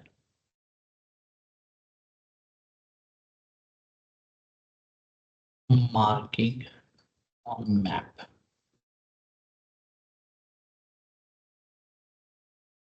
And controller should ensure all the marked areas has been counted once and their is no missing pay. What was the second issue? One area of warehouse which include a large quantity of spare parts left over from production will be segregated so that this inventory will not be counted. As the warehouse supervisor has stated that these items are unusable. If unusable, even they should be counted and marked as unusable so that their loss can be booked after the count. Let's see. A numerical sequence check of the sheets will be carried out by the warehouse supervisor once the count is finished. Okay. The inventory sheets will then be passed to the warehouse assistant to update the inventory record to reflect the inventory physically present as per the inventory sheets. Mean he is just doing what? Updating the inventory record. He's updating the inventory record. There should be some investigation if there is any difference between the record and the account sheets. And those differences should be identified, should be investigated, so that if there is any loss of inventory, that should be recorded as a loss. If you're not investigating the differences, you are just updating the records. So might be loss will not be adjusted into the financial statement, leading towards discrepancy in accounting records. So what he should do? While comparing count sheets with record, the differences must be identified, investigated, and then the record should be adjusted. So after counting,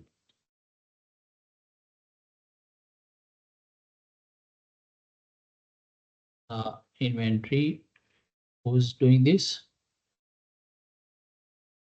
Warehouse assistant.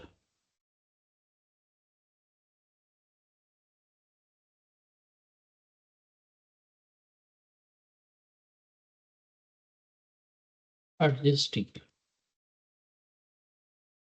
the inventory records without investigating and identified the differences. If records are adjusted without investigation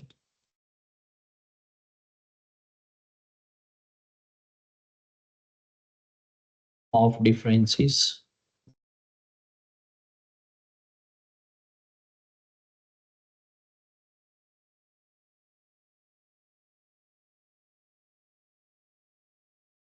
the lost items loss will not be recorded, leading towards discrepancies in accounting records.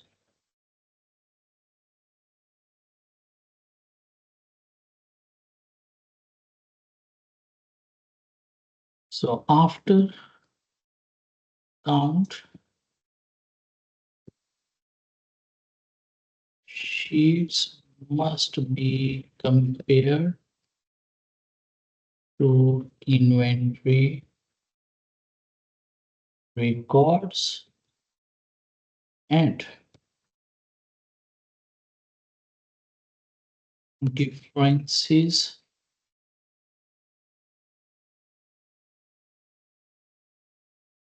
should be identified and investigate it.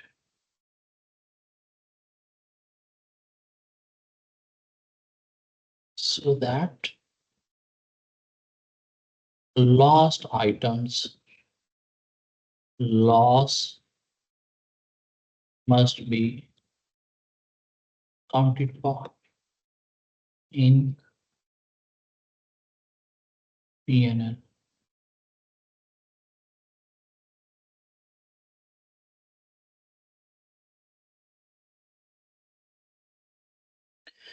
One, two, three, four, five, six. We have identified two more.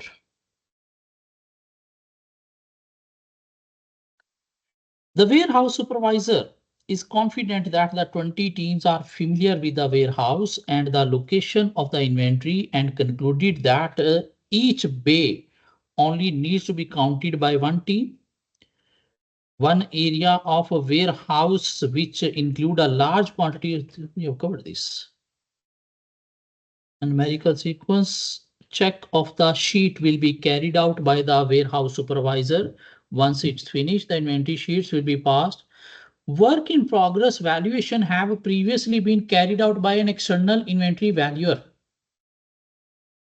However, the warehouse supervisor has offered to undertake this valuation this year due to having a detailed knowledge of the company's product. The directors have agreed to this on the basis that it will save cost. Mean work in progress, who is valuing? Warehouse supervisor himself. While previously company used external inventory valuer. So work in progress valuation is going to be performed by warehouse supervisor rather than expert. Evaluation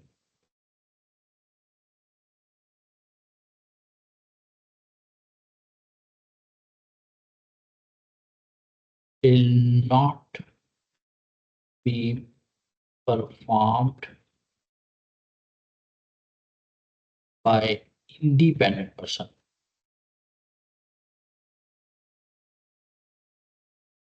Could lead to over slash under statement of inventory value.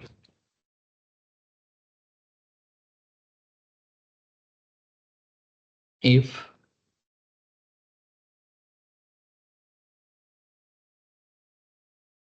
a supervisor who might not have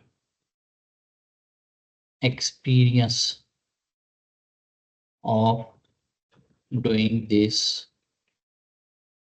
task rather than expert.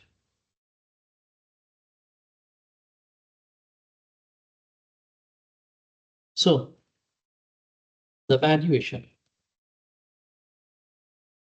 of inventory must be performed by an independent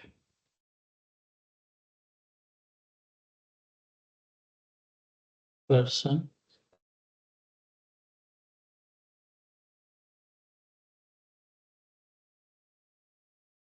possibly by expert rather than external expert rather than warehouse supervisor.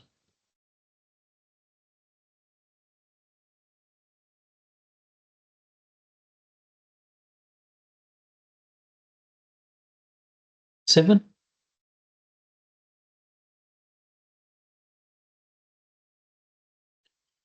Okay, last week, the company agreed to store 30 sofas belonging to third party. In companies also having sofa of third party in its warehouse for the next 4 months as the third party's storage facilities became flooded. In a warehouse, there are some inventory units that belong to any third party. For convenience, these sofas have been stored alongside similar products which belong to silver company. If you are keeping those sofa with your inventory, so ultimately they will not be identified separately. They could be included into the inventory count, resulting into overstatement of inventory. So those third-party units must be stored separately. For the temporary, even for permanent purpose, should not be stored in permanent inventory warehouse. So third party inventory is also stored in the warehouse along with company inventory. This could be included in inventory count mistakenly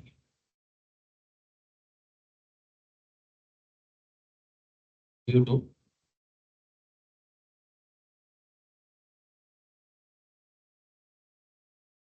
to not separate identification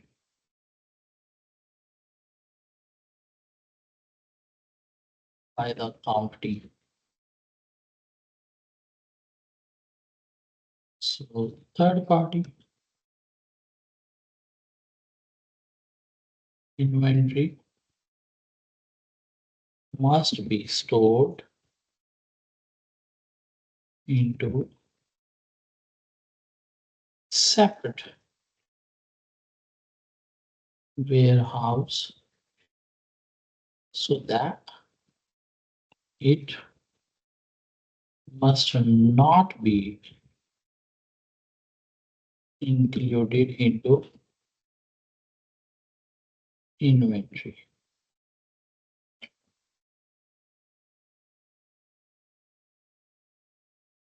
Finish.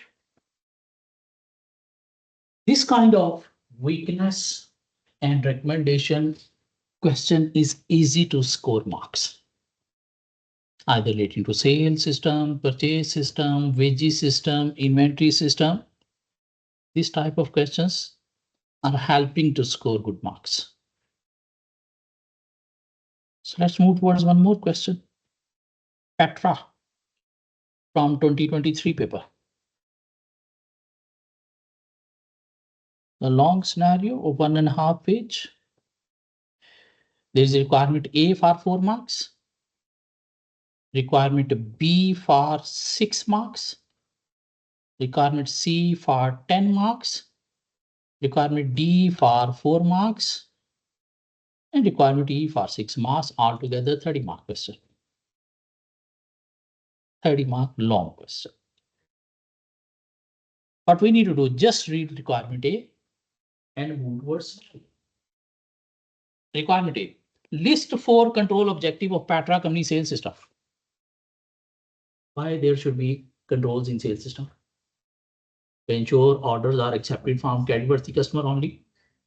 To ensure orders are accepted against stock available. To ensure dispatch note is having customer signature as a proof. Why we need to pre-number the documents? To ensure completeness of a recording. Why we need to match invoices with dispatchment and order? To ensure invoices are raised against good dispatch and orders. To ensure invoices are accurately raised. Any 4 control objective we need to write down. Easy. To ensure. Part B, in respect of the payroll system of Petra company. Payroll system, wages system. Identify and explain 3 direct controls, not control deficiencies. Controls that are working in that system that you need to identify, on which the auditor may seek to place reliance. I mean, while reading the scenario, we need to identify what the 3 controls are working in payroll system. We need to identify and explain what is the purpose of this control, and describe a test of control the auditor should perform to assess if each of these direct controls is operating effectively. So on one side, we need to write down the 3 controls, and on the other side, we need to write down the test of control. So let's see controls and test of control relating to payroll system. It is the 1st July 20x5. Petra company is company listed on a stock exchange. It manufactures handbags which supplies to retailers across the country. The company's year end is 30th September 20x5. You are an audit supervisor with the Baby Loan and Company, preparing the draft audit programs and reviewing the internal control documentation in preparing for the forthcoming interim audit. This is all bullshit. Only year end is 30th September 20x5. Payroll. Petra company employs factory staff who are paid based on the number of hours worked. Okay. They are paid in cash on a weekly basis due to commercial reason. I mean, other employers in the market also paying like that. These staff each have a unique clock card, which they use to enter and exit the factory at the beginning and end of their shift. And this process is supervised by security staff. Yes, clock in, clock out process is supervised by security staff. The clock card system and the payroll system are linked. Mean automatically hours recorded into the payroll system. So this is the control.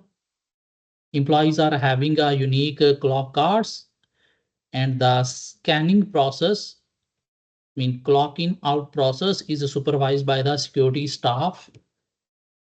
This we will write down as a direct control. We can explain a little bit, like security staff will be ensuring only the present employees are recording of scanning their card. What is the test of control? Evidence will be sought by observation. Evidence will be sought by observation.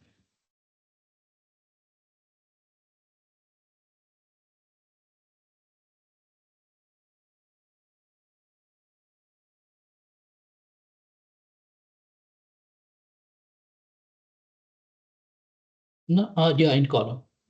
They have prepared 2 columns. Even in your exam paper, column will be there. So evidence will be sought by observation of clock card system to ensure each employee is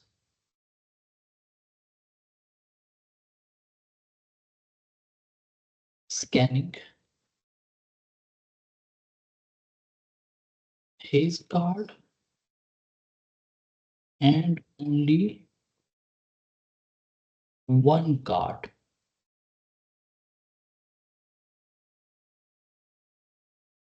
As well,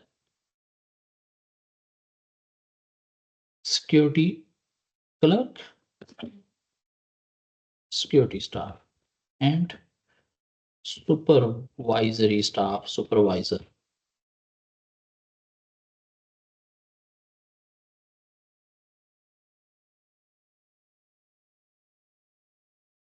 is properly monitoring the system, i.e.,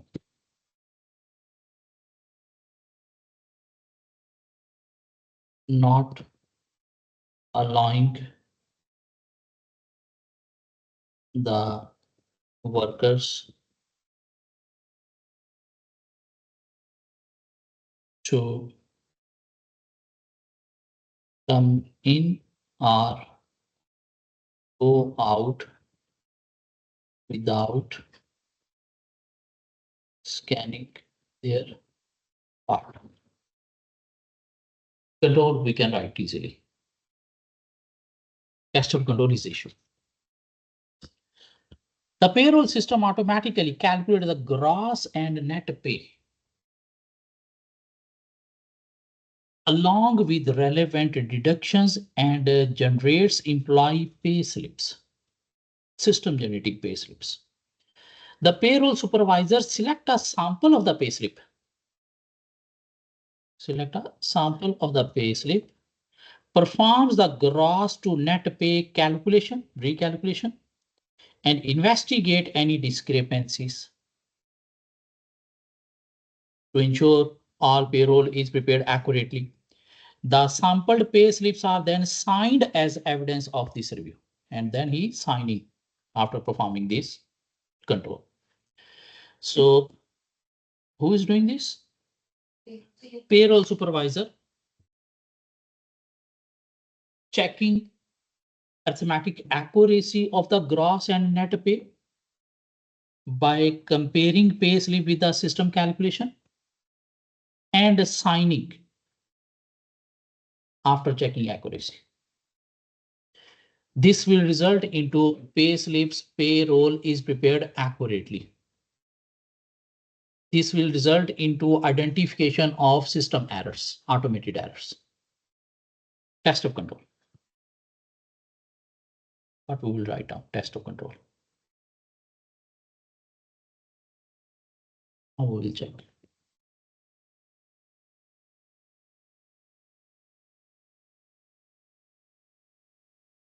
Select a sample of signed. What he is signing? Pay slips of signed pay slip by the supervisor and perform or reperform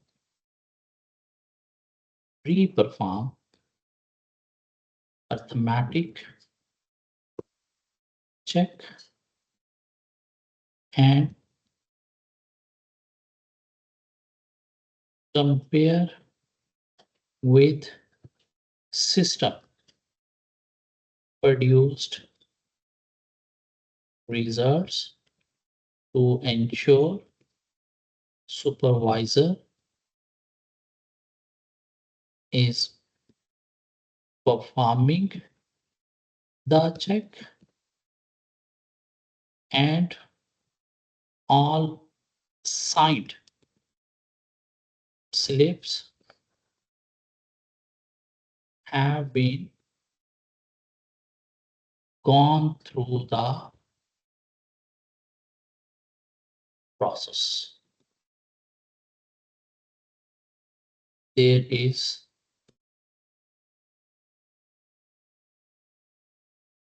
no invoice slips missing from the error check. He is checking all. He is signing only sign or performed through the process. Mean there are no missing. Factory staff receive an annual inflation-based pay increase every April. The revised hourly wage rate are communicated to the payroll department. The revised pay rates are entered into the system in April by a payroll clerk, and each entry is checked by the senior clerk for input error prior to processing that week's wages. In though clerk is entering, but senior clerk checking error and then processing. The senior clerk signs a payroll listing of a factory staff employees, which include the revised hourly wage rates as evidence of undertaking this review. So control is what? The wages changes, wage rate changes are properly authorized by the senior clerk to identify any errors in the input values. How we can verify? Substantive procedure. How we can verify? Sample from where we can take, they are inputting into the system. They are inputting into a system. If they are inputting a system, yes, we can take sample using test data and verify the controls that supervisor, after accessing to the system, checking errors and then processing. So use test data.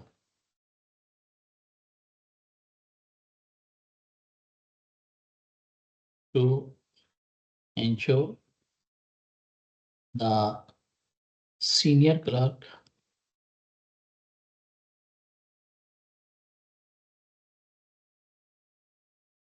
after entry checking the errors against input values and then processing the input values by comparing with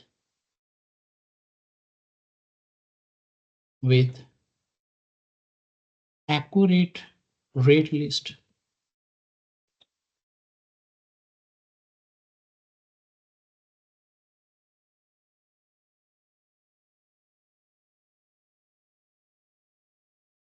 Two members of the payroll department produce the cash pay packets. One member is responsible for preparing the pay packets by reference to the pay slip generated by the system. The second member recounts the contents of the finished pay packets and confirms that this agrees to the pay slips. Both members of staff are required to sign the weekly payroll listing on completion of this task. So there is segregation of duty. Like one member is preparing packets and other is reconciling. All packets are matching with the system produced pay slips. Mean all payment packets are prepared against staff exist in the system. Will reduce the chances of misusing the payments. So what will be the test of control? How we can verify they are doing like that? Evidence will be sought by observation.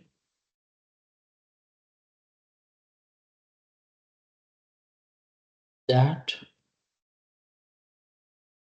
second staff member comparing what pay packets to system generated pay slips to ensure payments are going to be made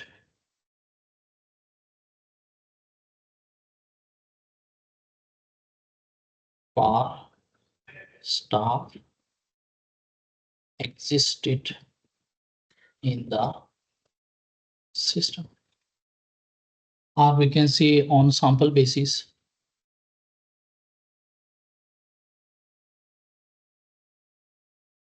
compare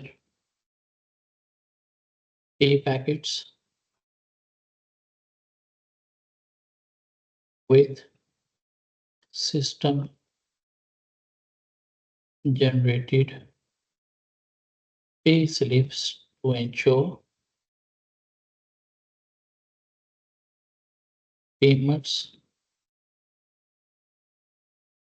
packets prepared for only employees exist in the system. 3 we need to write down. There are about 4. Part B of the question,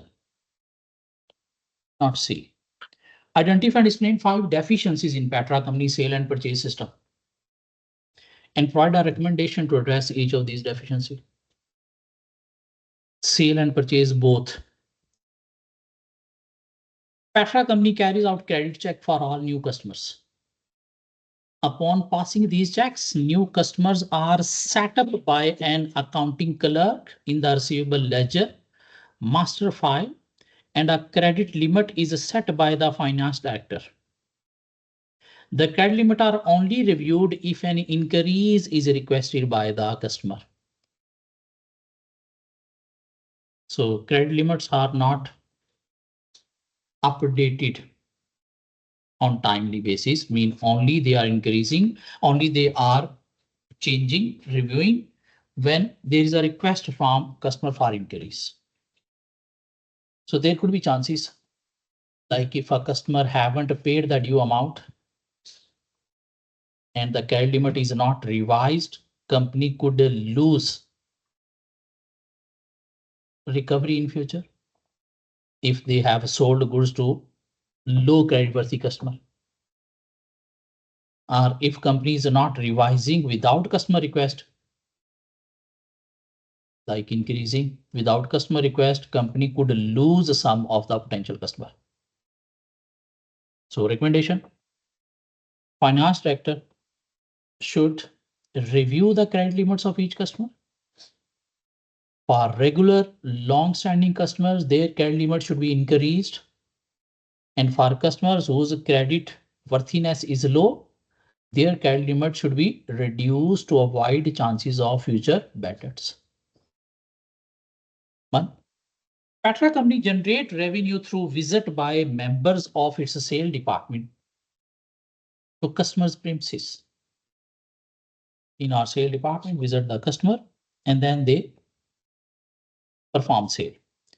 When a customer places an order, sales staff check that the customer is within its credit limit. Good. And that the inventory is available. Good. And then complete a 3-part pre-printed order form. 1 copy is left with the customer. The second is sent to the warehouse. And the third to the finance department. The sales staff have monthly sales targets and are able to use their discretion in granting discount. But here there is one issue. 3 copies they have printed, 1 with the customer, 1 with warehouse, 1 with the finance department. Whether ordering department or sales department is having 1 copy with themselves? No. If they are not having, they will not be able to check whether the order has been processed or not. Some order could be missed from processing, resulted into delayed delivery, and company could face claim from the customer if you are not delivering on time. So sale ordering department must keep 1 copy of sale order so that they can investigate whether order has been processed on time or not. Because they need to update order, whichever is processed, which is not processed, they should take steps. The sales staff have a monthly sales targets and are able to use their discretion in granting discount up to maximum of 8%.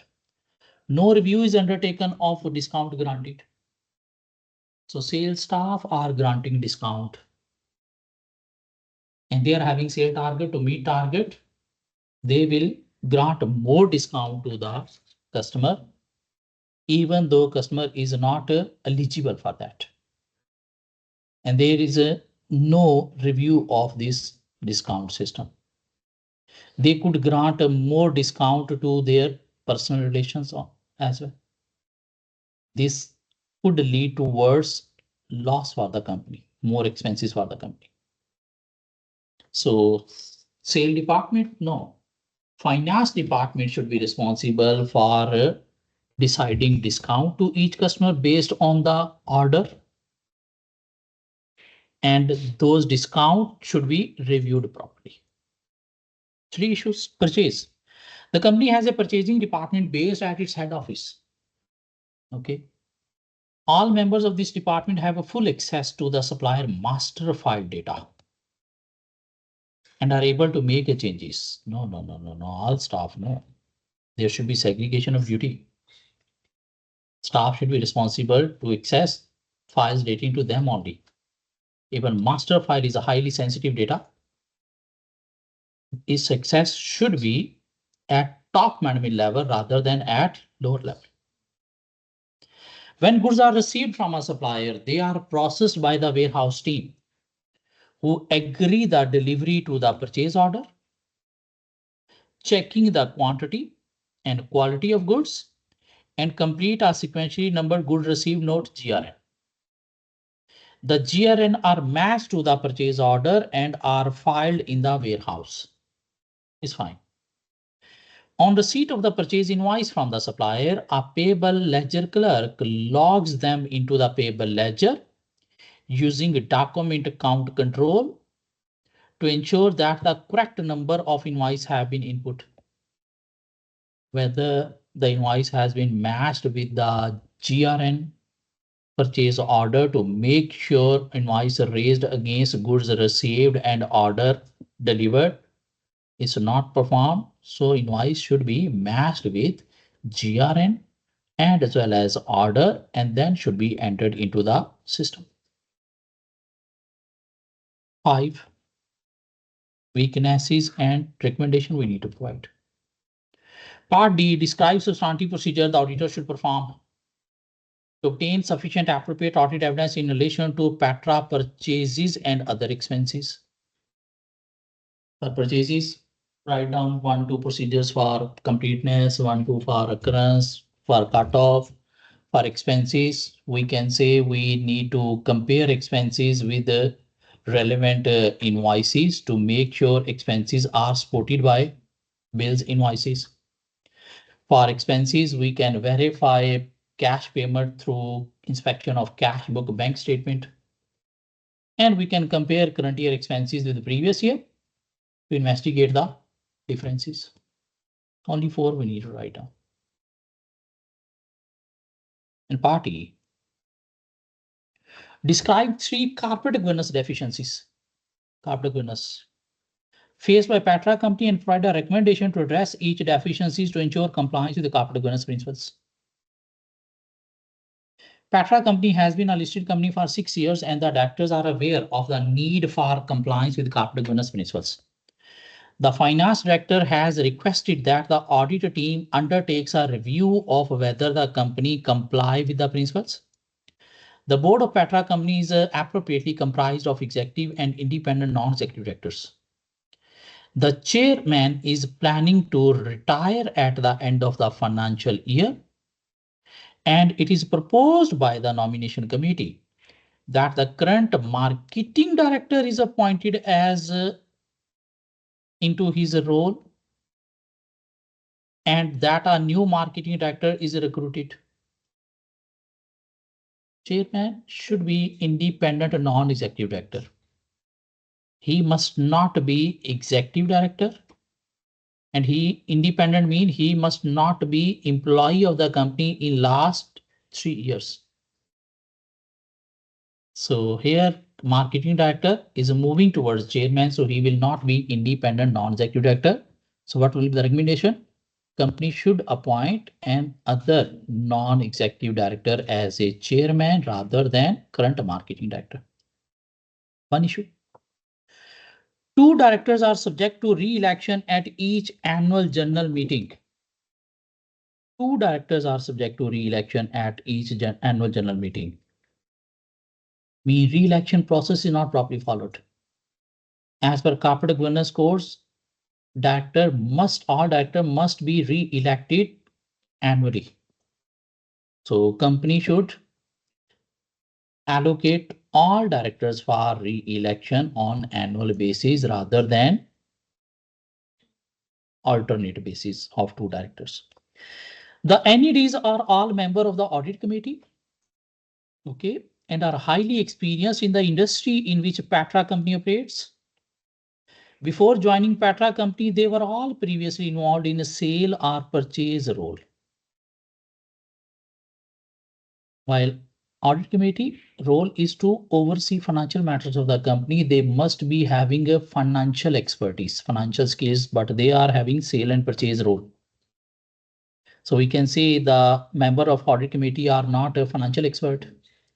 If they are not financial expert, they will not be able to oversee financial matters properly. So company should maintain audit committee of non-executive director having a financial expertise. The level of executive director's pay is set by the remuneration committee. Good. Comprised of independent non-executive director. Good. The remuneration for the NED is in the form of an annual bonus based on the profit growth over the prior year. NEDs pay should not include performance rated element. Otherwise, they will not be able to challenge short-termism, self-interest strategies of the executive directors. They will not be making independent decision. So NED's remuneration should include only fixed pay and no performance-rated element like bonus. 3 issues we need to identify and provide recommendation. So that's it. These 4 questions you need to attempt by tomorrow, not today, by tomorrow. So wish you best of luck. Prepare as much as you can, practice as much question as you can. Hopefully, if we have completed the syllabus, we have practiced some good questions, so we'll be able to tackle the paper easily. And try to make sure to attempt complete paper. Don't miss any of the part. Try to write down something. Try to write down something. If you are missing any 5 marks part, mean you are going for securing 50 from 95. Try to write down. Even write down 1 point out of 5. If you are getting 1 mark, that will be helping to move our paper from 48, 49 to 50. So that's it. See you in next any other paper.